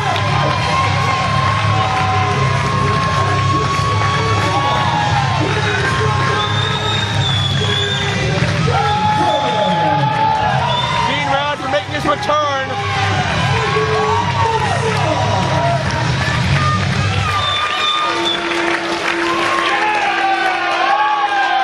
Radford joined by Michael the Bomber Facade. Radford saw him last year here, left full-time competition in IWC in April of 2007 to pursue other interests in Arizona. Jimmy Vegas we've seen sporadically the past couple of years. Of course, whenever you see him, you know it's a big-time event. But speaking of big-time events and big-time stars,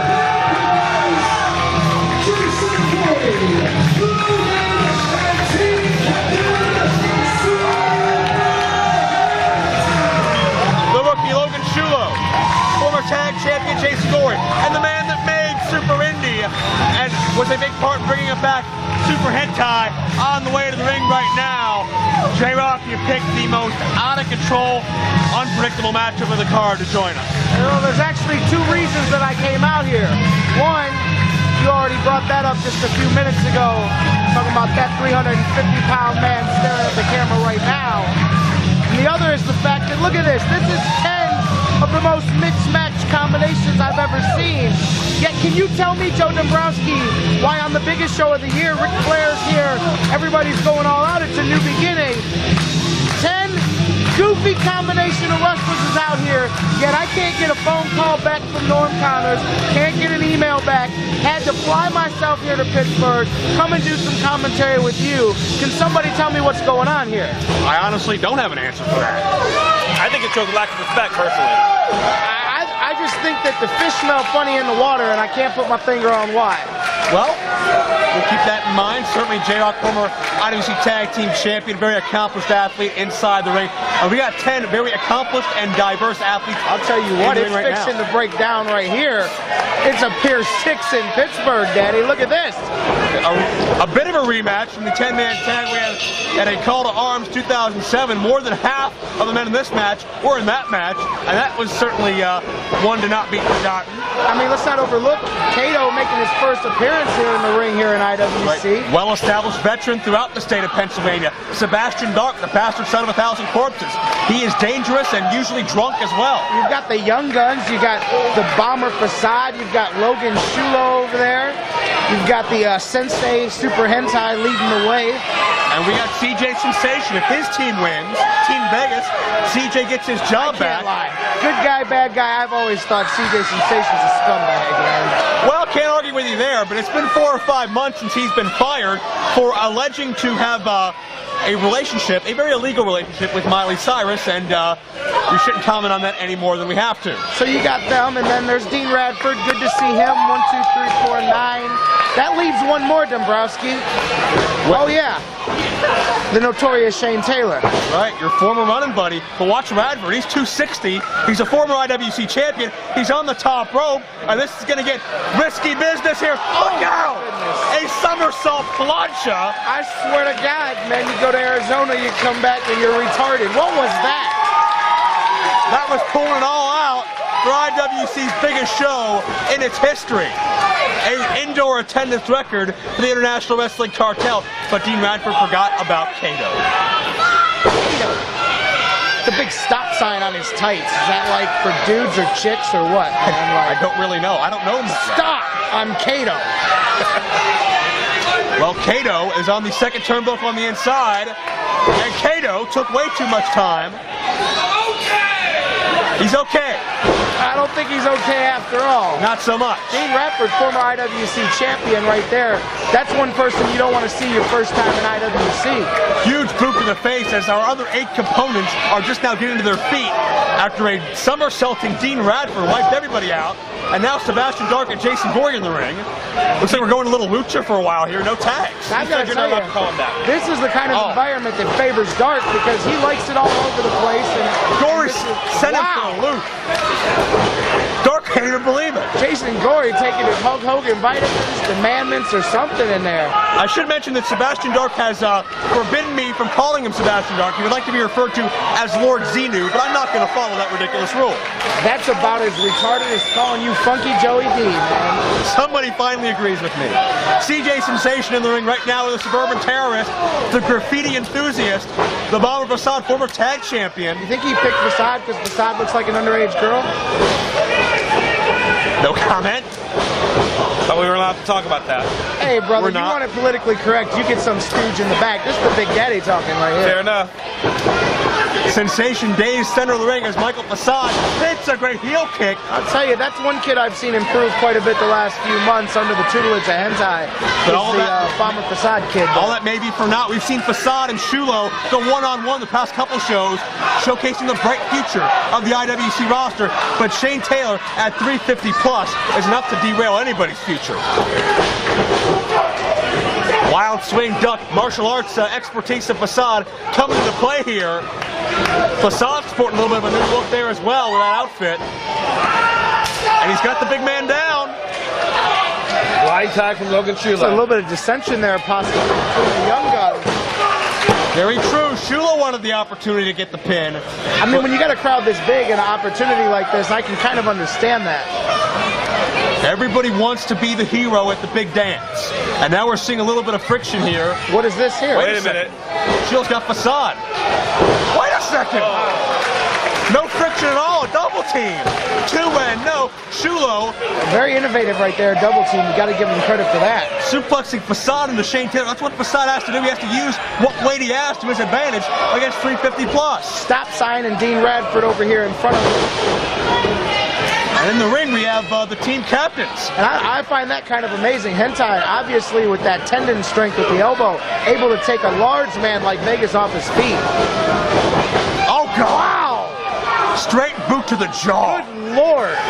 Vegas is a former a two-time heavyweight champion. He's beaten Raven, beaten Tommy Dreamer, beaten the Sandman, all in IWC, and he withstood at one point 3 or 4 Jerry Lawler pile drivers, and that move, J-Rock, has put a lot of men in the hospital. Wow, that is quite an accomplishment right there. I mean, Jimmy Vegas, his record speaks for himself, and he's obviously the largest man in the smash. Oh, Jimmy Vegas, one of the most powerful men in the world. We've actually seen Jimmy Vegas kick out of pins from about 5 or 6 minutes at a time. I mean, dude, Jimmy Vegas can bench press that front row and half the section on the other side. 2 count in the ring. That's right, that was a call to arms 2007. We saw Vegas. Now that was just one of the most ridiculous things I've ever seen. I believe he powered out of 9 men on top of him, if I'm not mistaken. Chuck Roberts back there making sure we can keep time. Does he do that every match? Yes, he does. Wow. Chuck's a trooper. Super trooper. Dark deposits Hentai on the outside. They're former tag champions. They got a lot of history. Logan Shulo attempting to suplex 2 men here. This looks vaguely familiar here, Joe Dombrowski. I'm having flashbacks of bad things. Well, it's going to be... This can never end well. It's going to be bad for about half of this matchup. It's all fun and games till someone ends up in the hospital. With Shane Taylor involved, that may happen. Who's going to get the leverage? That's the question. It doesn't matter which side you're on. This is just not a good situation. Who's got more power? You gotta think. Rightfully so, it's Team Vegas with 275. What? Wow. Somebody deserves some credit there. 275 of Vegas, 350 of Shane Taylor, and the rest as well. Somebody should pat themselves on the back. Some ring general out there is pretty proud right now. I think Kato's patting himself on the back too. He is, and the stop sign too. And now the recovery process begins again. Low bridge, see ya. Oh, that went down hard right there. And Kato did not learn from the mistake. Kato did not stop. He should have looked down first. And Shane Taylor, tough to stop 350 when it's in motion. He goes too. Dark gets low. Well, Dark's drunk. He couldn't get the hint by now. And Jimmy Vegas, will he figure it out? What is he not?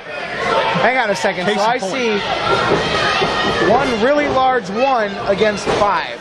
I don't Yes. care how big Jimmy Vegas is. I don't like these odds. Jimmy Vegas doesn't seem to mind. No, obviously not. He's from Vegas. He's a gambler. He's shooting craps right here. Wait, Radicator! The Radicator! That's Jimmy Vegas! I'm going to pretend I didn't see that. That's the move that won. They won the heavyweight title, that's right. Swanton. The double knees or the triple knees. High risk offense. Wait a minute. Are we seeing this? They're gonna pile on. Wait. Down again. He just kicked out of like 5 finishes and 5 guys and oh my lord.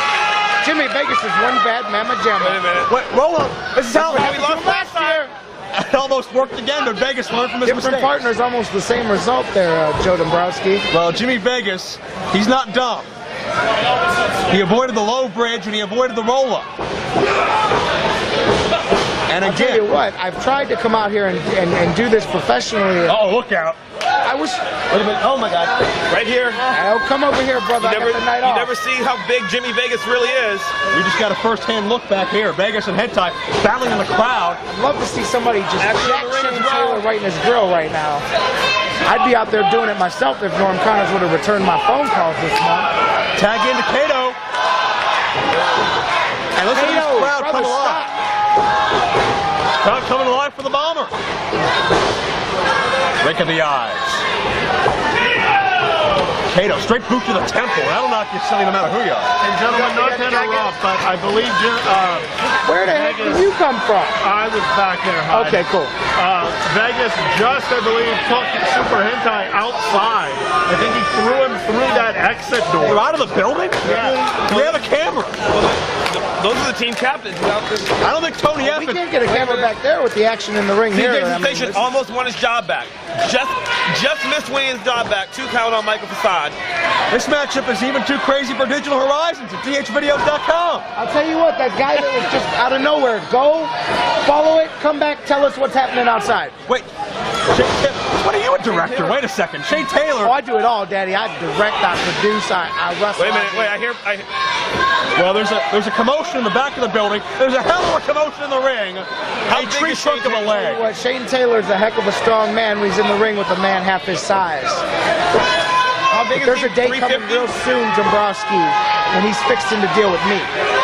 And the same goes for Ray Rowe. And we would say the same about Ricky Reyes, but he's already fired. And Vegas is coming back with a chair wrapped around his I got no Oh, wait a minute. If we can get a camera in the back of the building, Jimmy Vegas. I want you to see, Vegas is coming back with a chair wrapped around his head. Hentai not coming back at all. Never a good thing. Right, but but notice, Hentai not coming back at all. Jimmy Vegas is a tough man. Jason Dory's in the ring. I swear, this is one of the damnedest things I've ever seen. There's people everywhere. Every time I turn around, it's a Wait a minute. move. QAS! Right on Sensation, surgically You two repaired did neck. that simultaneously. That was so homoerotic, it's not even funny. But I'll forgive you for that. Hey, Mav's here. What can you say? Hey, wait a minute. Jason Gory's feeling it. He is the maversexual. Helo to the outside. Takes out 2 men, I do believe. Vegas finally back at ringside. No clue where Hentai is. I'm scared to ask. The Bomber looking for a little support from the crowd, but I really think he's got to just do what he's got to do here. That's always the biggest mistake. Wait, oh, Facade high risk. Wow, but With he a was able, somersault punch he was of his able to own. pull it off there, Dombrowski. I just need to state, gentlemen, I could not Now, find I will tell you what. No offense, but if he gets his fat ass up there, I'm going Wait a home minute. right now. The crowd, Go! Oh, huge clothesline by Taylor. right in front of us, the crowd is working against Sebastian Dark. Sebastian Dark is hurt. He's hurt, he's drunk. What else? I think he's drunk. Well, all of the above. Wait a minute. All right, I swear to God.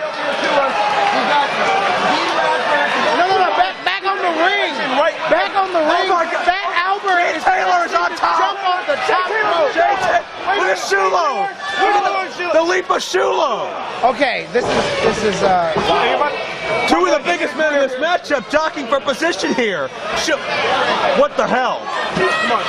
Shulo and Taylor. about a bull in a china shop right there. Sebastian Dark about to close out Chuck Roberts.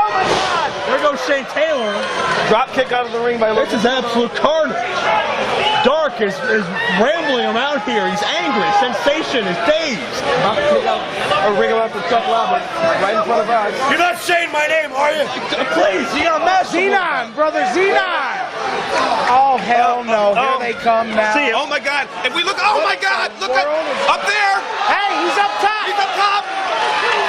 Hentai's on the balcony. Oh, my Oh Lord. my God. Don't you dare do that. We're about to see. He's going to kill Dombrowski, he himself. is not that stupid. There is no even his way. teammates. Give it up one time. Oh, my God.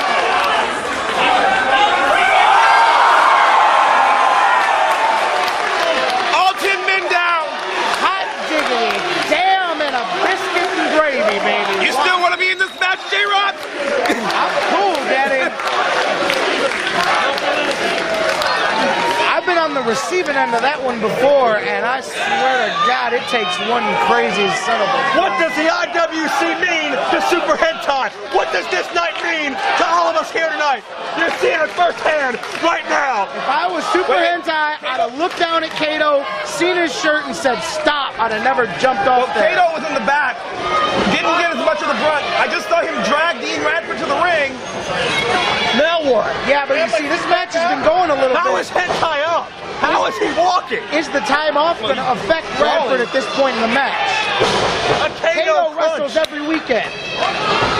Right here's the advantage. That's going to be it? No. Near fall. That was the Kato crunch, and it was almost 3. And we got about 8 bodies down in front of us still. Wait a minute. There's Jimmy Vegas. How is Hentai standing? I really felt Vegas and Radford would be the weak spots on each team because they just aren't wrestling as much as everybody else. Look But at this superplex. wow, A Super Hentai human. Super Hentai never fails to impress, Joey B. I give him credit for being his size. He is just unreal. You got to give him all the credit in the world. Any man, any size, doing what he's done in this matchup, it's superhuman. It's ungodly. He has flown with the high flyers. He has battled it out with the biggest men in this match. Kudos to Hentai, brother. Half our competitors still are. Vegas needs to watch out. He could be getting caught 2 for 1 right here. Oh! Gory accidentally hit Hentai. The old malfunction at the junction right there. Vegas smarted at the sidestep. Vegas with a roll up. Is that it? Oh, justice. He got it. Justice from the last time they met. Jimmy Vegas returns the favor. Wait a minute. The winners of this contest, the team of Team Vegas, consisting of Team Captain Jimmy Vegas, and Vegas, once again appointed by IWC, CJ Sensation. Do we have Wow. CJ Station has his job back. to? Must we? That brings a whole new phrase to lock the women and children away. Jimmy Vegas wins. It was Hentai that rolled up Vegas a year ago. Vegas got the upper hand of Hentai tonight, and give credit to Hentai. A moonsault off of this 15, 20-foot balcony back into the ring. One of the first men back in the ring, and kept fighting. Hentai had the heart of 10 men, but his body just couldn't take any more. Was not strong enough to kick out of 275 pounds of Jimmy Vegas. I can't believe what we just seen. You never know what's going to happen in IWC. You're not going to see anything like this in any other regional wrestling promotion that gets all the buzz around this country. But you're going to see it here, and you just saw a first-hand account of what makes IWC what it is. Ladies and gentlemen, following tag team attraction, this is our football and 20-minute time limit. Introducing to you first team number 1, making their IWC debut at a total combined weight of 418 pounds. Please welcome the team of the Men's Scout, Jimmy Vegas, and his tag team partner of session, Konley.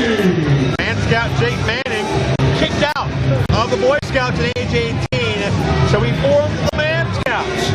It does all the teachings of the traditional Boy Scouts. Scouts. Jake Manning teaming with Caleb Konley. He calls himself Obsession. He is, from what I understand, an underwear model, so perhaps you may find him familiar, Farnsworth. That would explain those trunks.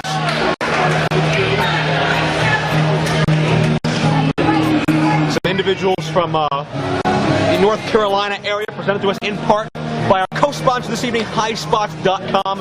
Great place for merchandise. Second only to IWCWrestling.com and our wonderful DVDs. And if you want to see these DVDs, they are recorded and edited, put together by Tony and the fine folks at Digital Horizons Video. That wouldn't be the guys at DHvideos.com, would it? As a matter of fact, it would. Well, I'll be darned. And they're available for all your sports and/or wedding needs. Insert Pat Tanaka and Paul Diamond reference here. Man, how many people do you think are going to get that joke? I mean, don't get me wrong, I like it.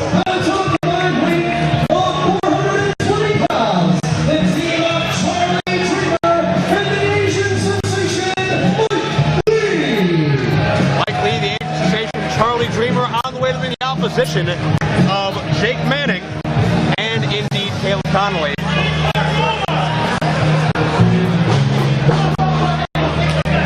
They're bad company, Farnsworth. You know, I've gleaned that from their ring entrance music. These four men, not very well known to our fans, their first time here in the Northeast, but they are very well accomplished. They've been training extensively in the North Carolina area, and they've been training at the same school that's put out athletes such as Ricky Steamboat Jr., Bob Eaton's son, who's currently wrestling, and yes, even Reed Flair. So these men are among the same mold, so we should expect a great Southern-style athletic tag team contest. Is that mold? Is that what explains the smell that's in this place? For all the Pete, I didn't realize there were that many people missing chromosomes in Western PA. Like a comment on that is Jake Manning starts out in the ring with Charlie Dreamer. Show sportsmanship on that handshake right there. I guess they teach that in the Man Scouts. Apparently they do. Have you ever been in the Man Scouts, man? No. Have you ever wanted to be in the Man Scouts? No, but I was in a Girl Scout once. Have you ever dressed like a Man Scout? No. Oh. Well, there was this one time in Cal. No, never mind. So let's not relive suppressed memories right now as Jake Manning gets acquainted with the bottom rope for a break. Scouts honor. Yeah, well, we know the Boy Scouts have that honor. Do the Man Scouts? Well, we know Tracy Smothers has wrestler's honor. Is that the same? I don't know that that's really quite as legitimate. Oh. Charlie Dreamer got taken down. Although probably more legitimate than the Man Scouts.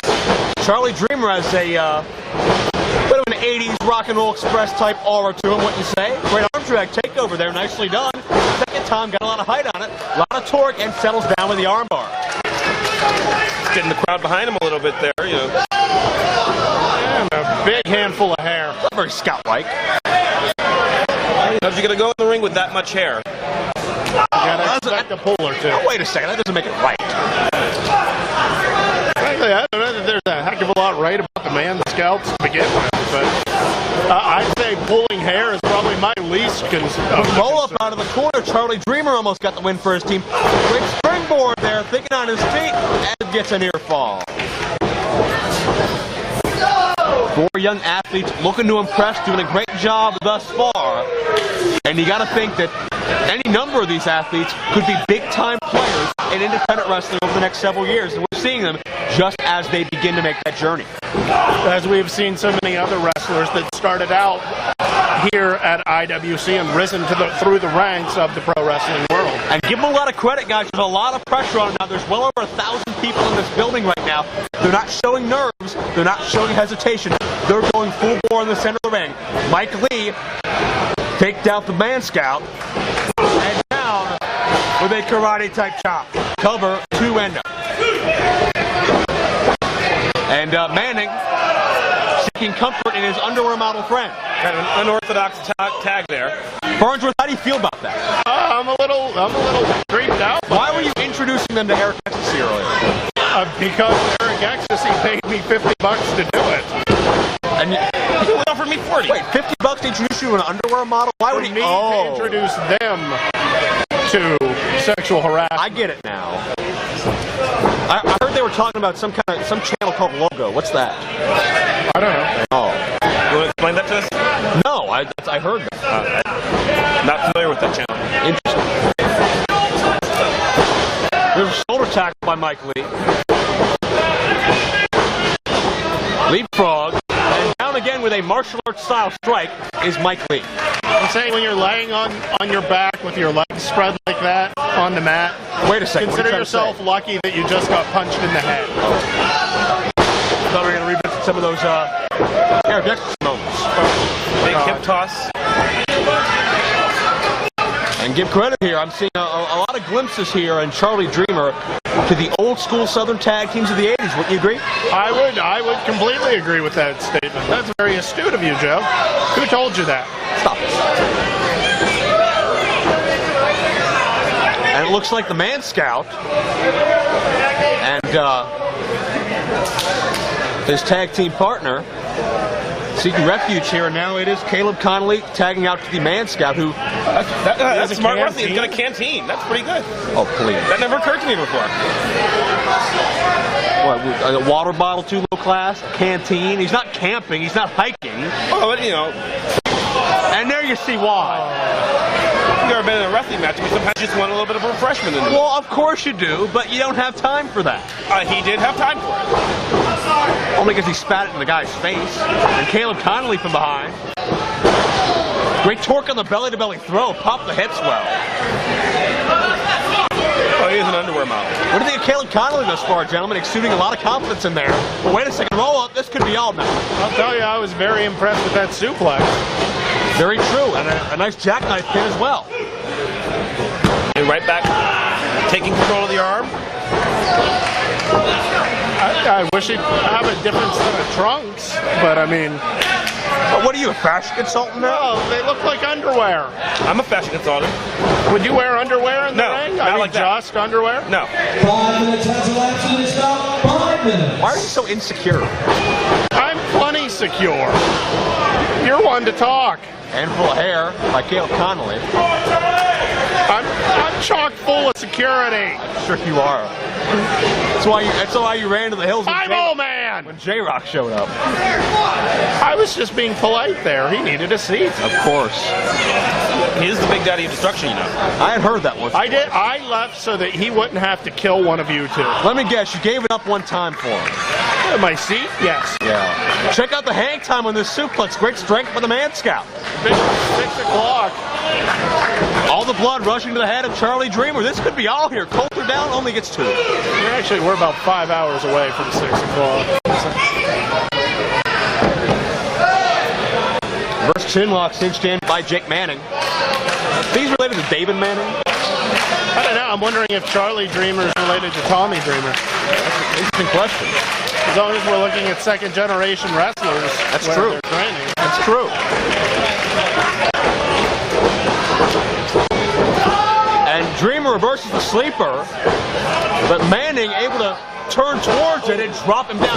Half a backbreaker, half an atomic drop, and then just drove him down face first. This will be all here. 2 and no near fall. You think Stephen Coulter's related to Ann Coulter? They're cousins. Oh. Third cousins. Well, check out Manning. Colbert. Manning going to the top turnbuckle. This could be it. Finishing touches here on Dreamer, but nobody home on the knee. Oh, that hurts. There's something in that knee pop, too. He's down.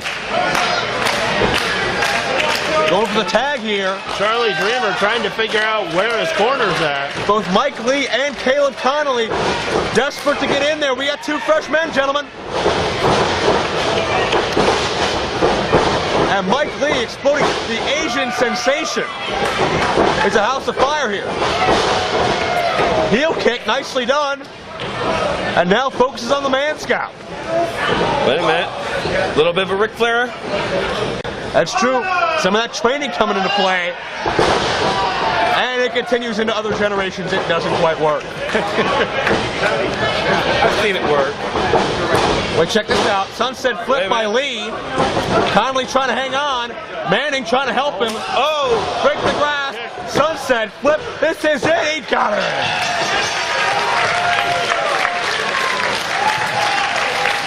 Here are your winners, the team of Charlie Dreamer and the Asian sensation, Viking. Well, I'll give a lot of credit, Farnsworth and Mav, to all four guys in this ring. They don't have a lot of familiarity up here. First match in the Northeast. Huge time, big time crowd in attendance here tonight.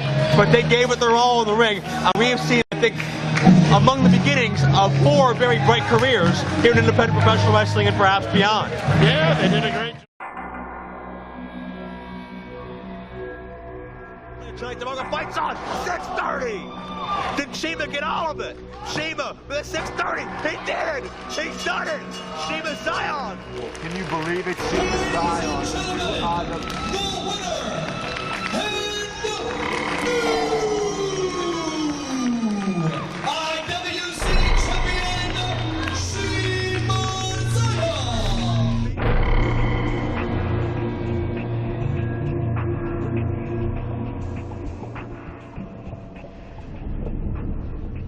Trying to finish this title defense.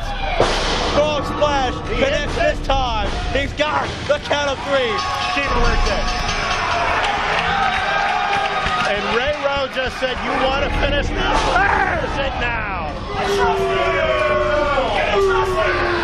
T-Rock said that's what Rowe has been missing all this time.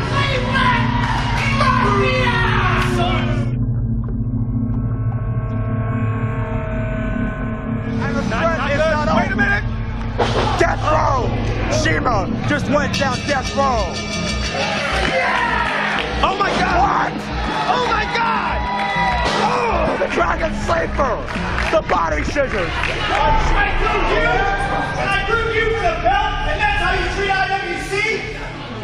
Are you out of your goddamn mind?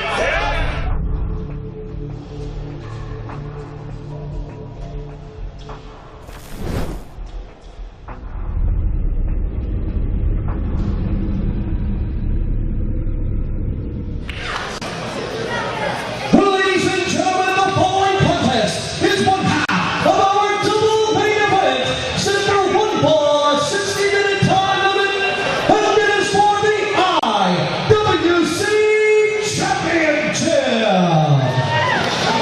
The stage has been set with many swerves along the way.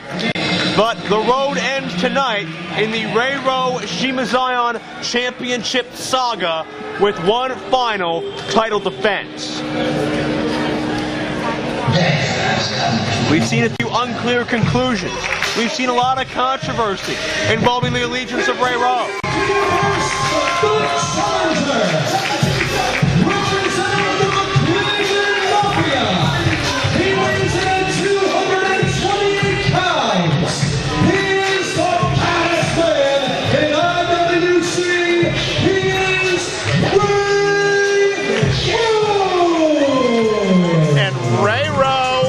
Was met at the ramp by Norm Connors, and he has a death stare at Norm right now. Were I Norm, I'd be heading for the hills, because when Rowe looks at something like that, it normally never ends well. When Rowe re-entered the championship scene back this past fall, originally he was a man alone. Then it looked like he was back with J-Rock. Then it seemed he was with Ricky Reyes. But Reyes has been fired, and he's hightailed it to Puerto Rico.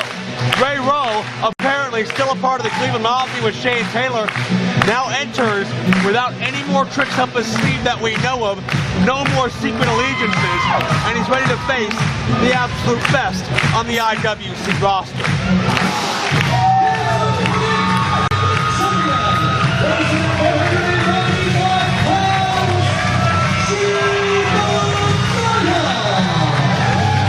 Shiima Xion shocked the world when he won the 16-man, two-day heavyweight championship tournament for the IWC title.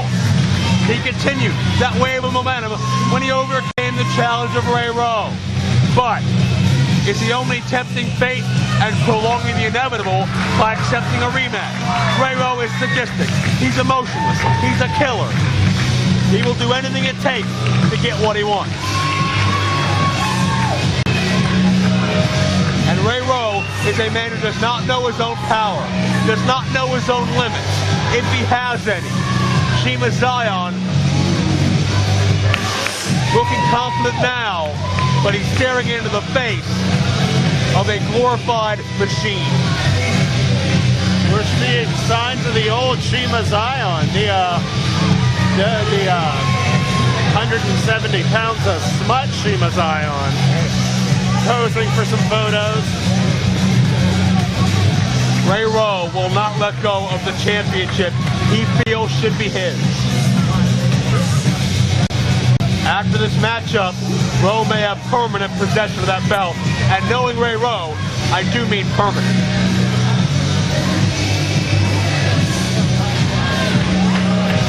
Well, let's not count Shiima out of the match too quickly.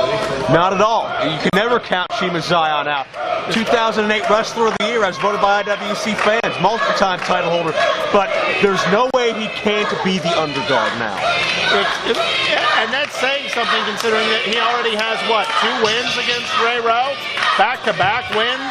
You gotta understand, I probably know Shiima better than anybody in this company. Shiima's always been the underdog. His entire career, you know, when I met him, he's, you know, the man you see in the ring today, he's put on a good 40 pounds of muscle since the first time he showed up in this company. That's true. But even at 130 pounds soaking wet, you know, he always had attitude, he always had drive. I told him he couldn't do it. When he told me he wanted to be a wrestler, I told him he was crazy. But, you know, he is your heavyweight champion of the world right now.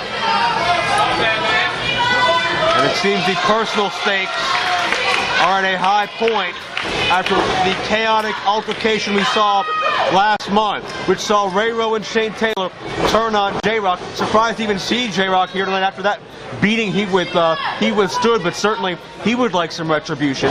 And indeed, Ricky Reyes' betrayal of Shiima Xion and Jason Gory with that Dragon Sleeper. Reyes is not a factor. Shane Taylor already had a hell of a match. So it is down to one-on-one. You'll notice Ray Rowe did not go for a collar and elbow tie-up there. He went right for the right to the midsection, took Shiima down, and has been trying to hold him down onto the mat, although Shiima, using his speed and quickness, staying on top of Ray Rowe. Not necessarily where he wants to be, because he doesn't have the weight or the power to really make this effective, but better over Ray Rowe than under Ray Rowe. That's right, Shiima just trying to ground Rowe, but Rowe, with extensive training in various fighting styles, including mixed martial arts, there's really no place in that ring, with the exception of the top rope, that Ray Rowe is not in his element. And Ray Rowe just, was that mercy that he just showed? He had him mounted, and instead of going for a ground and pound right there, let him out and went back to a rear waist lock. Could have been mercy. I would classify it more as a psych-out tactic. Rowe letting Shiima know, if I wanted to, I could end it right there. You gotta understand, Rowe, I mean, we're talking about a classic contrast of styles here. Shiima Xion, technical wrestler, high flyer, very fast-paced style. Ray Rowe, one of the most powerful strikers in this company, feels no pain, brilliant ground wrestler. So, you know, Ray Rowe is attempting to dictate the pace of this match here. You stay on top of him, you control the body. You don't want to take a chance, you know, even with a simple strike, you don't want to take a chance with Shiima Xion. Outclassed though he may be weight-wise, he is a very resourceful young man. Rowe sent for the ride, shoulder tackle. Champion taken down. Really, in a shoulder tackle matchup between Shiima and Ray Rowe, the expected winner won. Rowe sent Shiima to the outside, but Shiima, with his agility, stayed on the apron. Lost his footing a moment, but was still able to take Rowe down. Flying shot block. That's a great cover by Shiima. And Rowe's on the outside, and we may have to move again. Wait a minute. Baseball slide, nobody home. Ouch. That's how it's going down tonight. Ray Rowe can strike like no other but Shiima. The baseball slide. Second time was the charm on the emotionless assassin Ray Rowe.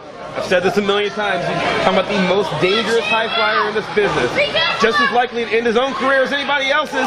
Look out, plancha, the crossbody, spread out his body weight for maximum impact onto Ray Rowe.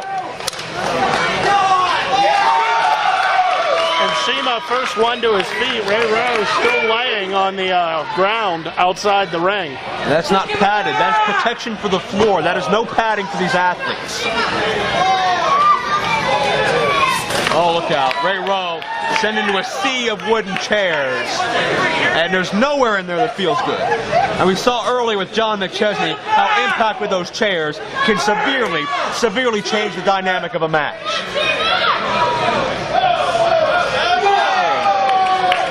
Face first into a shoe goes Ray Rowe. How's your chin? Kick him in the back! And Shiima finally getting this back into the ring. And Shiima needs to press the advantage here. Keep the pace quick. Stay out of Ray Rowe's grasp. Oh, look out! And right into the fans. And with one monstrous shove, Ray Rowe may have ended Shiima Xion's title reign. Like I said, anytime Shiima Xion climbs to that top rope, you know someone's going to get hurt. Might be the other guy, might be him. He managed to get him the first time. That time it was Shiima that got the worst of it. And now Ray Rowe unleashes in Ray Rowe's element. Where if he can strike, if he can throw, if he can grab, there are very, very few men, if any, that have ever come out on the upper hand of Ray Rowe. And you can see the pain etched on the face of Shiima Xion now, as Rowe just tries to sap the energy, sap the consciousness from the body of Shiima Xion. Well, if you want to be a world champion, you have to be able to contend with someone as good as Ray Rowe. Only the best hold that belt. And if you're not good enough to defend against Ray Rowe, then you're not good enough to hold the belt. And that's nothing against Shiima. It's just the way the business is. Shiima, again, knows what he has to do. Stay out of the grasp, create some distance, quicken the pace. But can he get the big man Rowe over? With less the momentum, get him right into a clothesline. He cannot afford to have that happen. But cover here, 2 and no. Shiima attempted to put his body in motion to create more momentum to take Rowe over, but Rowe just watched him and nailed him. You only get so many windows of opportunity with Ray Rowe. Anytime you're not able to capitalize on them, you have to realize this could be the fatal mistake. And Rowe with a camel clutch, and this could lead, indeed it does, to the Ray Rowe cross faces. And this can break your nose, it can break your cheekbone, it can do a lot of facial reconstruction, especially with a man like Ray Rowe behind it. It can break your will to live.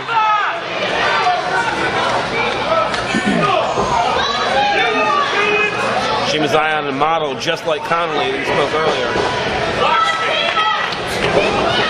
You gotta believe the model looks of Shiima Xion are the last thing on his mind right now. It's about survival, and it's about the IWC Championship, and it's about, again, Shiima Xion being in the grasp of Ray Rowe, the last place you want to be.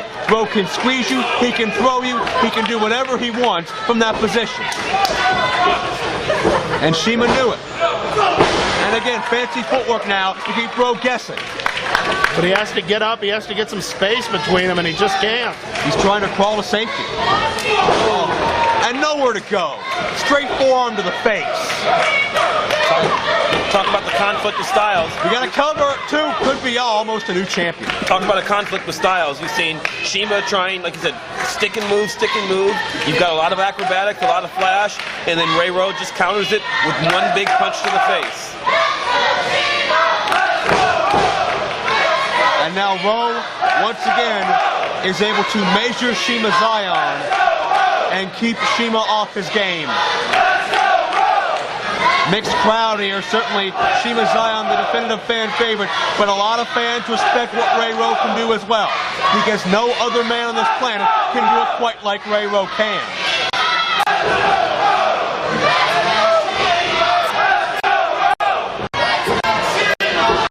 Shiima elbows free.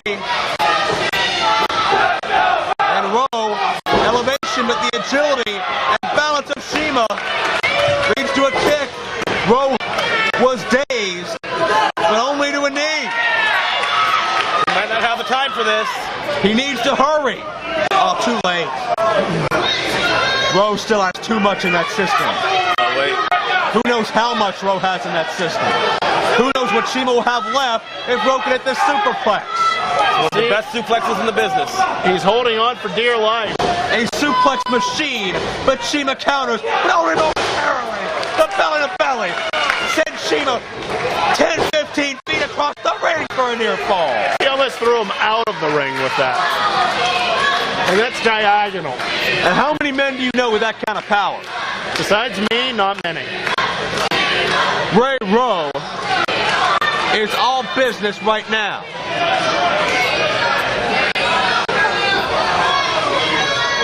Oh no, this could be Death Row.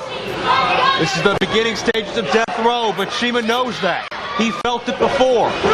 Oh no! Oh! Rowe went to vault across the ring with the knees, and ref Steve Coulter just got it. And he may not wake up to our next show. Death Row countered. Shiima, body scissors, into the DDT. Beautifully done. We have another referee. And all he can do is count. We could have a double count out here. He may end up counting out Stephen Colbert. Coulter? Colin? Bobby Williams. Shiima Xion does not have to win this match. The count out is just as good as a win when you're champion. Certainly, but you know, Shiima would rather win it 1, 2, 3 in the middle, but I don't know if that's an option at this point. Let's be honest, if Shiima doesn't pin him, if he gets a count out victory, he knows he's just going to have to face him again. Sometimes that's the best way. And these men cannot stand, but they are still fighting from their knees. And this has to be, by default, a striking game, and that's extreme advantage Ray Rowe.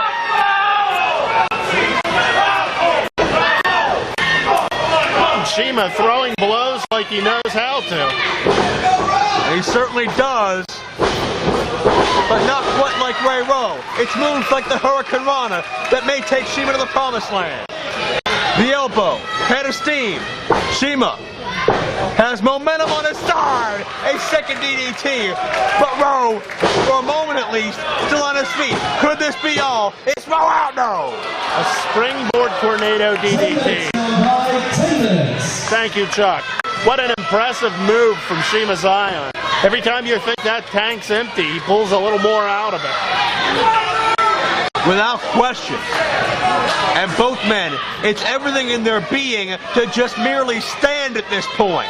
But they've got to keep fighting for IWC's ultimate prize. Just clubbed him in the next week. Watch Rowe here clothesline. A mammoth clothesline.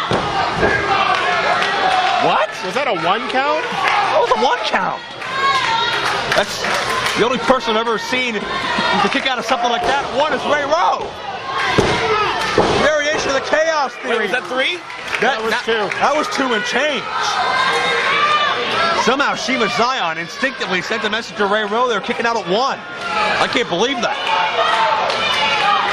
Well, I think Ray Rowe was almost insulted by that. He certainly punished him with that German. Death Rowe going for it for, I believe, the 3rd time in this match. He hits that. That's the end of your... This is it. No, again, Shiima knows the title's on the line. If he had gotten that Death Row, he wouldn't wake up till his title reign was over. But why did he go for the pin? He's wasting time. Frog splash. Is that all? Shiima's retaining the belt now.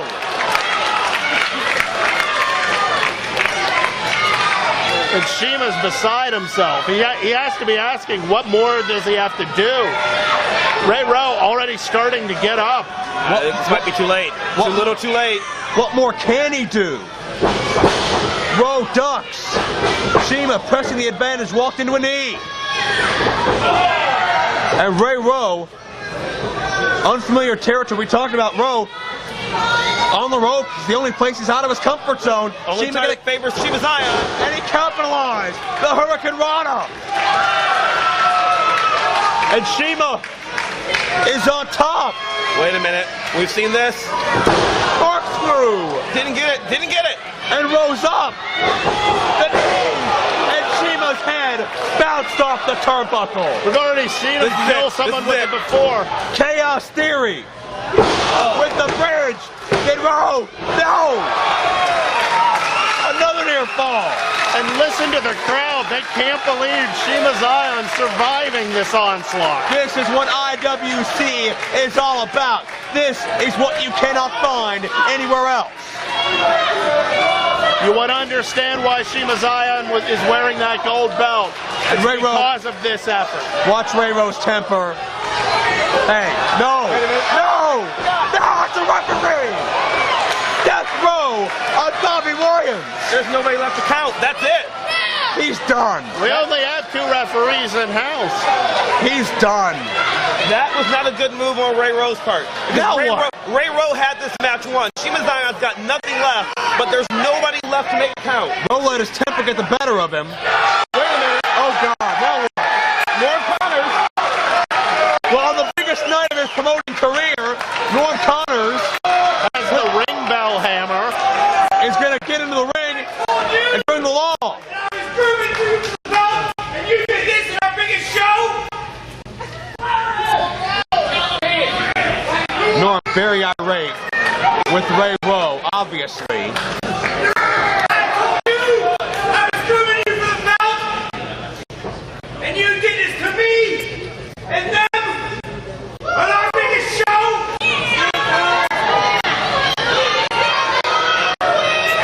Norm's very passionate, very emotional. I don't know if this makes a lot of sense for Norm to be in the ring with Ray Rowe like this. Never turn your back on him. You groomed? What? Oh, what the hell was that? Are you crazy? Are you insane?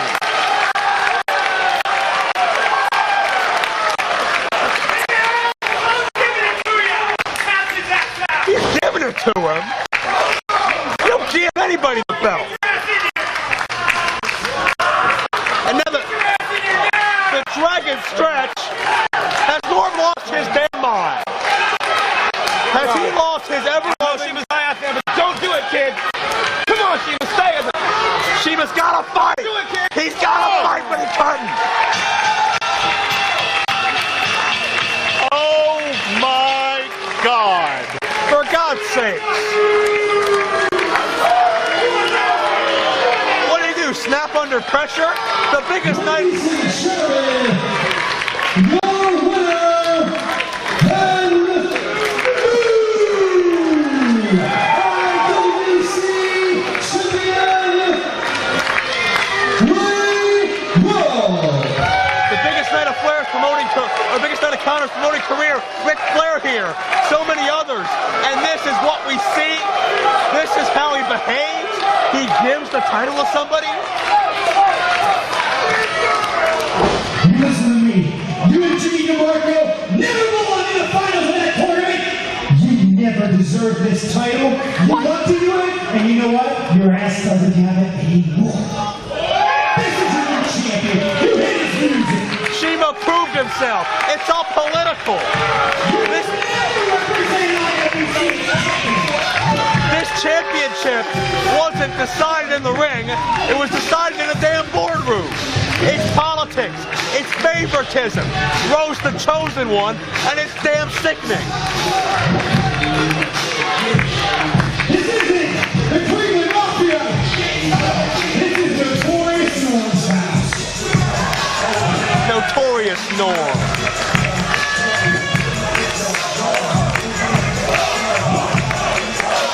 What is wrong with him? It's his company. It's his belt. How professional is that? Shiima Xion's got more heart than anybody in this business. He might not be a heavyweight. What he loses in weight, he makes up for in heart. We haven't always gotten along, but that was wrong. After all the chaos we saw last month, with Rowe and Norm in each other's faces, we said Rowe didn't have any more mystery allies. We were wrong. It was another damn swerve. and it was a huge one at that. And Shiima earned it. Shiima earned the championship. Norm Connors is wrong to say he didn't. Oh, he earned it. Ray Rowe didn't earn a damn thing. Are you kidding me? Ray Rowe earned a lot, but not Ray that way. Is the champion. Ray Rowe deserved the title shot. I'm not saying it was necessarily fair what happened to Shiima, but them's the breaks, kid. Them's the breaks. You get your head out of your ass. You're boss. And then we got Jimmy DeMarco, who tells Mark tonight he's going to do the right thing, that he's going to lay down, that he's going to let me be in the heavyweight tournament. And all the while he was training and getting ready because he knows that only on my worst day and his best day did he have a chance against me. And now, you haven't been answering calls or anything for the past couple weeks. What you gotta do is right now, you gotta learn to take a side because, see, you gotta learn a lesson here. Jimmy and Vendetta were part of the most vicious faction in over 20 years. But more importantly, you want to talk about vicious. The only reason you ever held those IWC tag team titles is because of me and because of more specifically Jimmy DeMarco. They were instrumental in a lot of defenses. You owed him the opportunity to compete for the IWC Heavyweight Championship, but you took that away from him. And as they say, boys, in the industry, payback's a bitch. And the implosion is on. We have a Gambino. What you guys doing, man? I told you I was gonna handle this. Where's he at? He left. We're tired of these pieces. We're tired of this. No. It's I time. told you I would handle it It's my time. way. Jimmy, after he's humiliated us, we gotta teach him a lesson. Time to put up and shut up. No. Where's he at? Go look for him. He's gone. Go check. We'll pull him. Take it. You stay here. Go. Jimmy, come. You shut your mouth. Hey.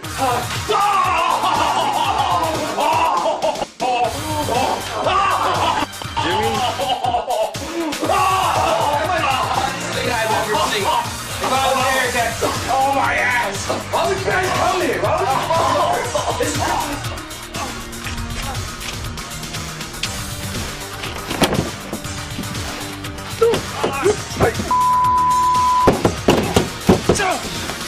January 24th!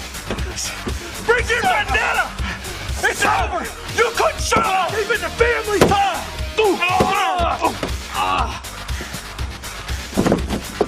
You piece of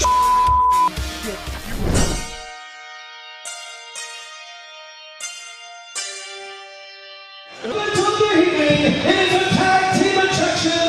Center one ball. And it is a street fight. We've seen a lot of chaos. We've seen a lot of unpredictability. We've seen a lot of things we quite frankly never thought we would see tonight, gentlemen. But what's going to happen when you take four men with underground mafia ties and tell them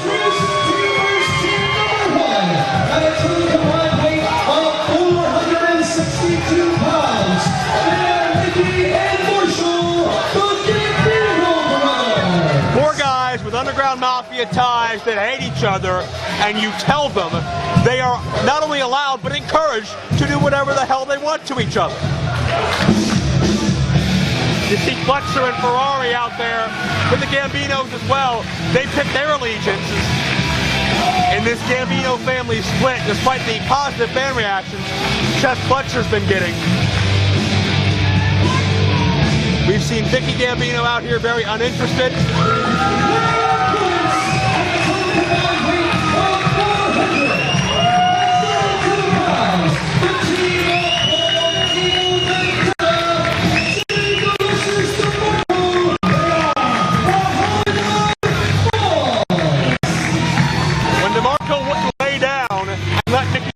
Defeat him for a spot in the IWC title tournament.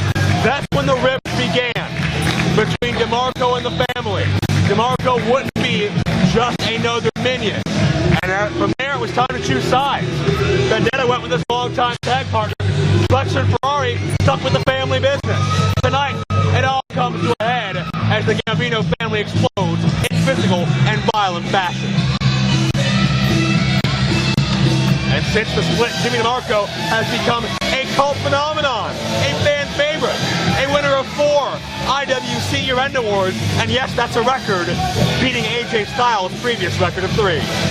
I should also point out he's apparently on Notorious Norm's blacklist, being that he was the other one mentioned while Norm was yelling at Shiima Xion. And again, I say about Shiima, Jimmy DeMarco earned every single thing he's gotten in this business and then some.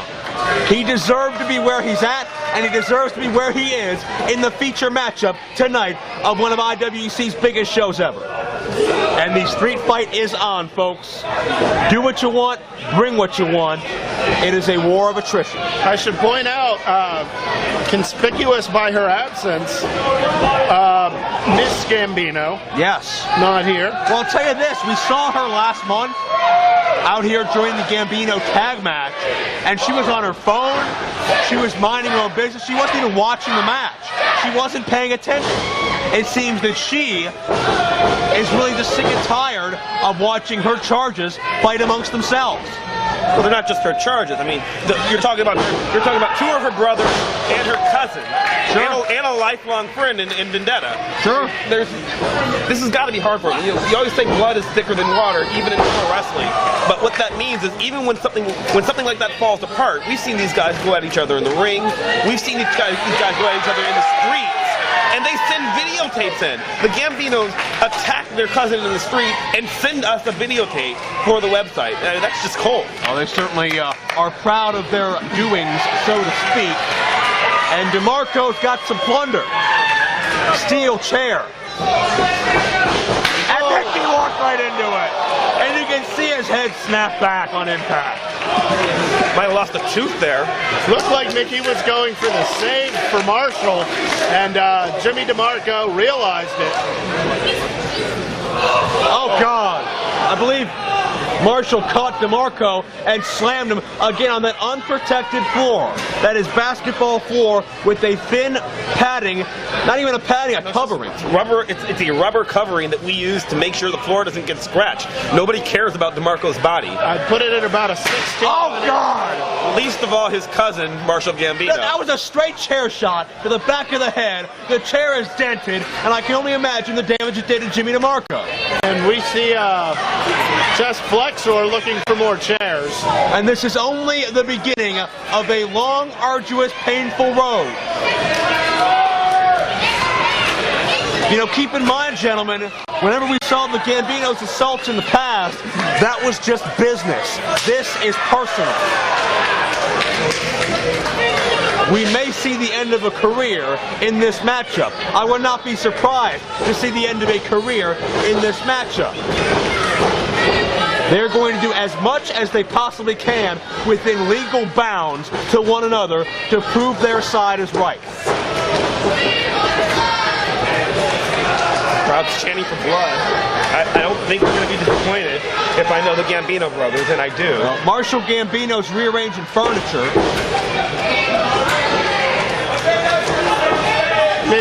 Maybe he's getting ready for a sit-down with everyone. Yeah, I'm sure. Let's have a verbal debate. They'll just talk it out. I've actually seen him do this before. This is not going to be good for Vendetta here. Not in the least. Uh-oh. Oh, look out. This ends up. Oh, no, look out! Vendetta's spine bent across 4 steel chairs. The chairs did not give an inch. All the impact absorbed by Vendetta's spine. No, I think the one actually bent a little bit. It gave a little. And Vendetta's hurt. Vendetta is seriously hurt here, and that may leave this to 2-on-1. And Stephen Coulter, I know it's a street fight, but we got to worry about people's livelihoods here. Who's this? Who is this? I believe that's our doctor, and he's getting manhandled. Wait, our doctor? Well, and the Gambinos aren't satisfied. They are not satisfied until Vendetta is not moving. Oh, this is the curse. They're setting up for the curse early. With the chair. You already have an injured back? Look out! Oh, right in the head. Right in the head. May have a broken back, may have a concussion. How can Vendetta possibly continue after that? He may have thought twice before ever signing on for this match, is what he may have thought. These are the stakes it's come to. There's no turning back now. Did you expect any less from the Gambinos? We have IWC security taking Vendetta from the ring. He's hurt. Security as well as the doctor. He's unconscious. I feel so bad for Vendetta, but what is this going to do to Jimmy DeMarco? DeMarco's all alone. Jimmy just lifted the middle rope as the Gambino brothers tried to leave. So right now, he's an advantage. Uh-oh. Vendetta's been taken to the back. And Jimmy's got to fight like he's never fought before. A steel ladder. Will it be enough? Will it be his new tag team partner? It's going to have to be. Wait a minute. He's climbing the ladder? He's setting... Oh, look out. Setting up for something right in the back. DeMarco not known for high five. Oh, God. Straight impact. DeMarco, we've known for years he's not right in the head. He may not have the best decision-making process. Oh, God! Oh, God! On the buzzer where he caught the ring rope with his foot, didn't get all of it. DeMarco hurting another body out, risking his life to make sure the entourage, the flunkies, do not get involved in this matchup, and it may have been a fatal mistake in regards to this matchup.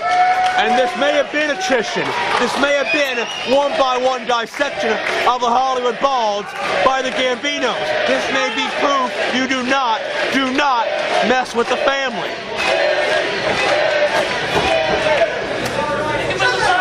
He wasn't used to high flying. Oh, and they're not done.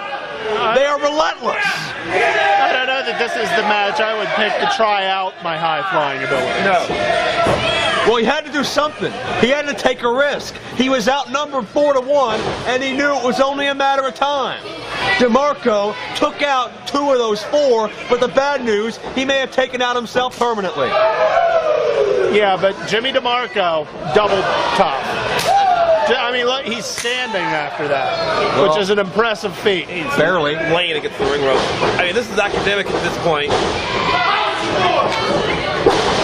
And now they're going to have fun. Now they're going to have fun teaching a lesson to the cousin that would not obey. They don't want to beat him. They want to torture him. They want to make him suffer. Mafia-like street tactics in this street fight. Oh, they're not done. Not by a long shot. Well, remember, this isn't just a wrestling match. The Gambino brothers literally put a hit out on Jimmy DeMarco. This is nowhere near a wrestling match. They're not even just trying to end his career. They may very well be trying to end his life here tonight, legally, in front of all these fans. You can forget about top contenders for the tag titles. You can forget about rankings. You can forget about the winner's share of the purse. This is all about sending a message. All about teaching Jimmy DeMarco to fall back in line. I don't even know if they're teaching Jimmy DeMarco. This is a message to everyone else. This is their cousin. If they're willing to do this to their cousin, crushing his throat here, what are they willing to do to anybody else who gets in their way? Anything it takes. That's what we've seen, and they may take it to another level. Remember, Mav, before it's been business, now it's personal, and that is very, very scary. Oh, no. DeMarco hits the ladder. Nowhere to go. This is getting tough to watch. You know, I haven't always, in fact, I very rarely agreed with Jimmy DeMarco's sentiments, a lot of his lifestyles, but this is not what we need here. This is not what we need to cap off a show like this. And what's worse, Norm Connor's already said he doesn't really respect Jimmy DeMarco. There's no Vendetta's been taken out. Vicky Gambino, who knows where she is? There's no help coming out. Nobody is coming to save Jimmy DeMarco here. This is it. You're about to see a man killed. I mean, DeMarco, on television. As many times as we joke about it, he's a deviant. He's not all there socially. A lot of people don't want to be around him, and it's coming back to haunt him at this point. I don't think he has any friends left. The Gambinos know it. Oh! I think he just made a couple friends.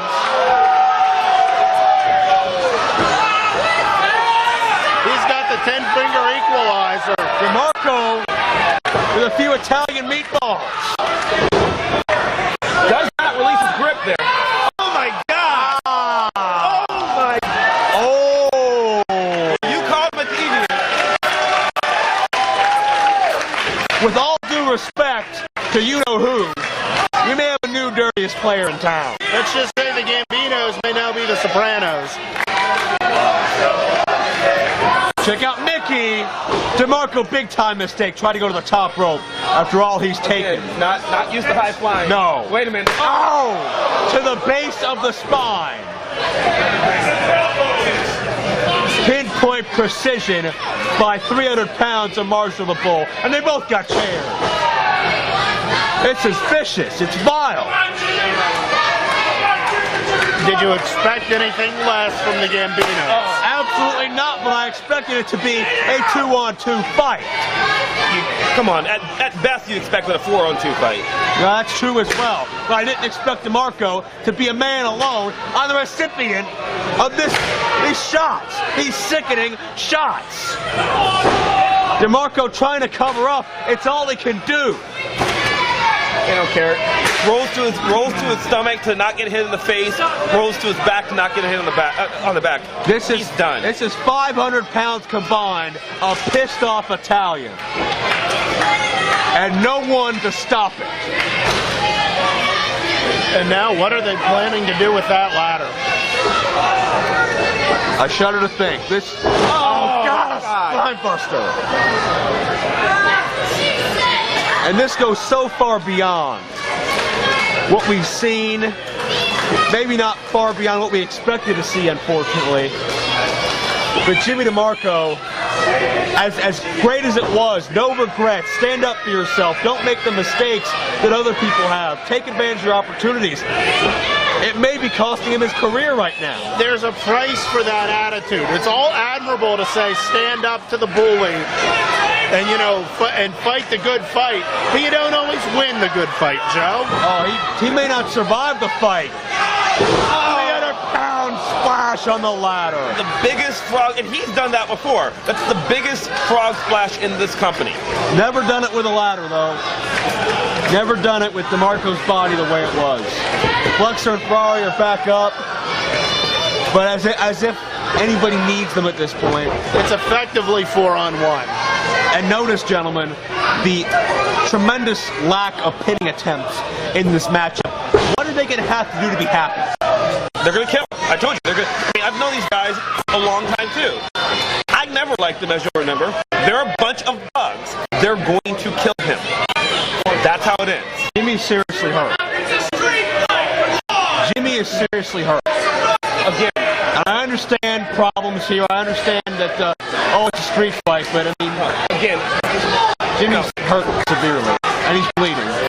No, they don't. We've seen him bleed before. And the doctor is trying to do his damn job. He's not here to be abused. He's not part of this roster or this company. No, don't. That'll get you in jail. This is their cousin. That'll get you in. Wait a second. Oh my God! How is Oh God! How is Vendetta up? Vendetta's back. How is he returned? How is he walking? How is he conscious? But he had to, for his partner, for his friend, as polar opposite as they are, he had to help his friend. There's a loose best press. The only friend that Jimmy DeMarco has, and it's his best friend right now. Or at least the only friend that was willing to get in the ring for him. And the one that may end up saving his life. Look out. Slam coming up. Mickey into Marshall. And here we go. Here come the reserves. Flexor and Ferrari getting their cheap shots in.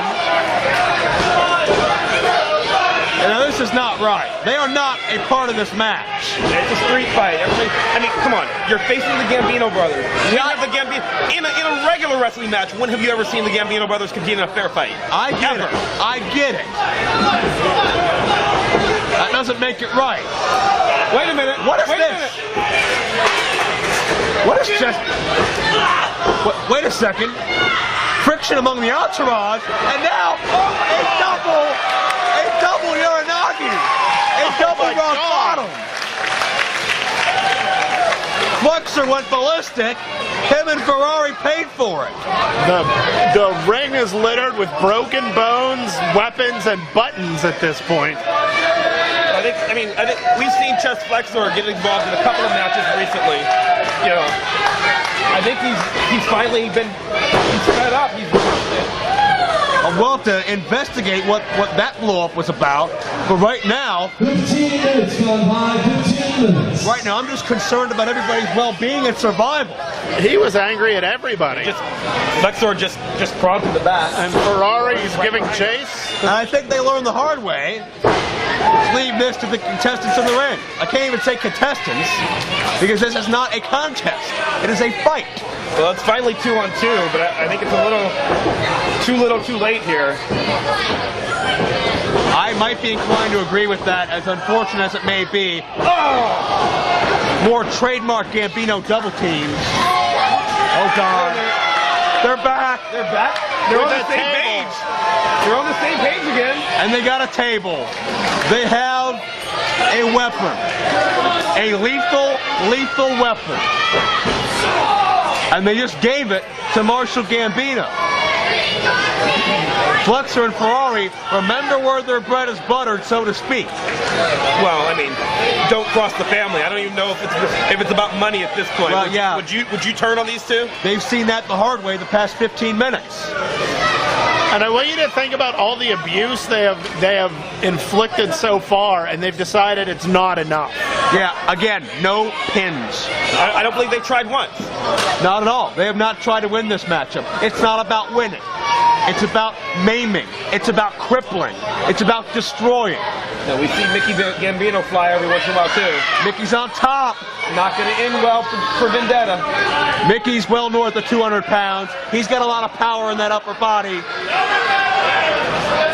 He's measuring Vendetta. And what is he I think he just told Marshall. Oh, come on. You got to be kidding me. To get the ladder. DeMarco. A last-ditch effort. Mickey with the elbow. Nobody home. The legs of the table bend. The wood does not break. Mickey's body absorbed much of the impact. Wait, cover? Can they do it? No! Their one chance to escape this was survival, and it does not work. Mickey said, get the ladder so I can jump higher. Marshall went to get the ladder, and it looks like things just got turned around. Uh-oh. Look out! They gotta send Mickey through!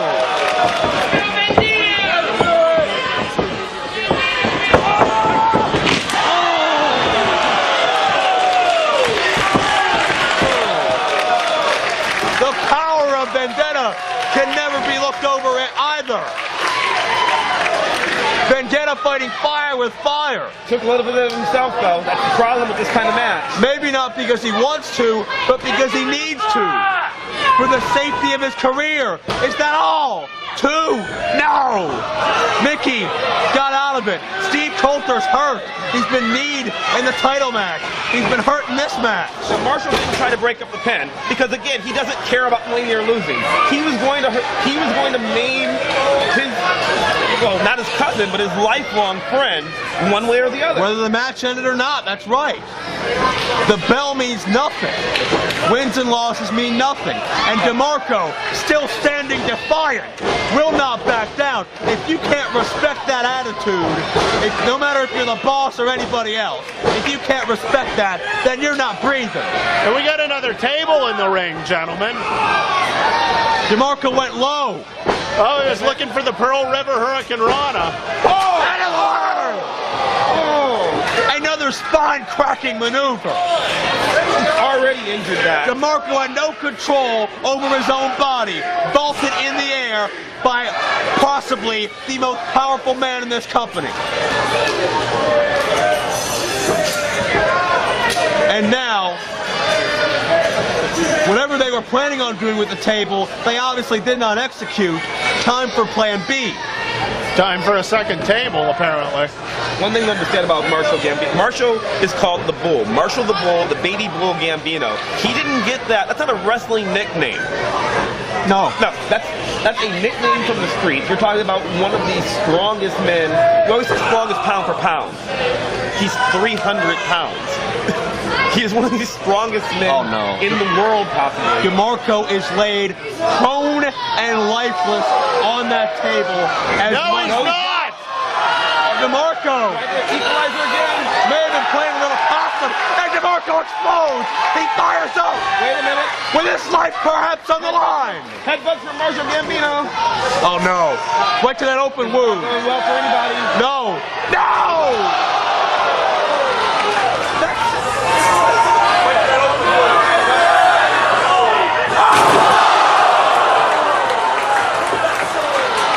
That's 6 inches from hell. He's done. But I believe DeMarco was taken to hell and beyond. But it wasn't enough. Vendetta saves this match. 6 inches from hell. That was 6 inches below hell. If DeMarco is walking within the next week after this matchup, he deserves every amount of accolade, every amount of achievement that could be bestowed on somebody. And nice guy Mickey dumps Vendetta to the outside.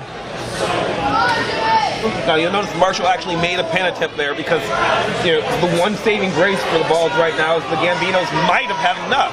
Might be tired of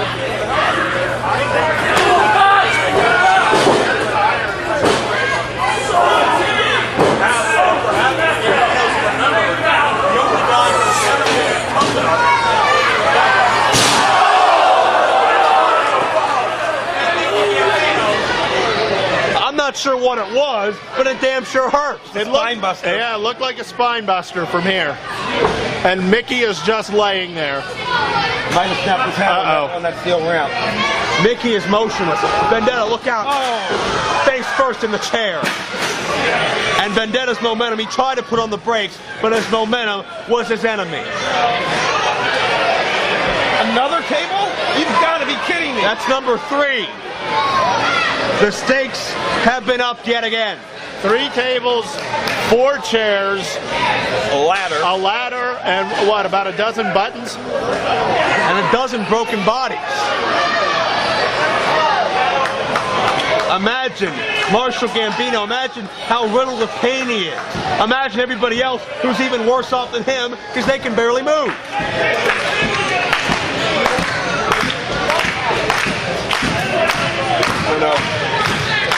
Marshall with more evil intentions. DeMarco can't stand under his own power, and again, sent right on top of that table. Whether he realized it or not, he realized it last time, but now, again, with his head bounced off of the table like it was off of the car hood last month. And he just did a spinning motion with his hands. Are you kidding me? Oh, wait a second. Wait a minute. Wait a second. And Jimmy, a burst of energy getting to the top. Oh, fire with fire! Marshall through the table! Powerbomb did it! The Balls survived the streets! Mickey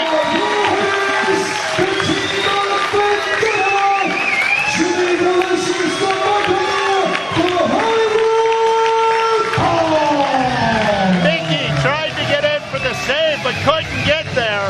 Jimmy DeMarco, maybe playing a little possum again, picked his spot and it paid off. The Hollywood Balls survived the streets.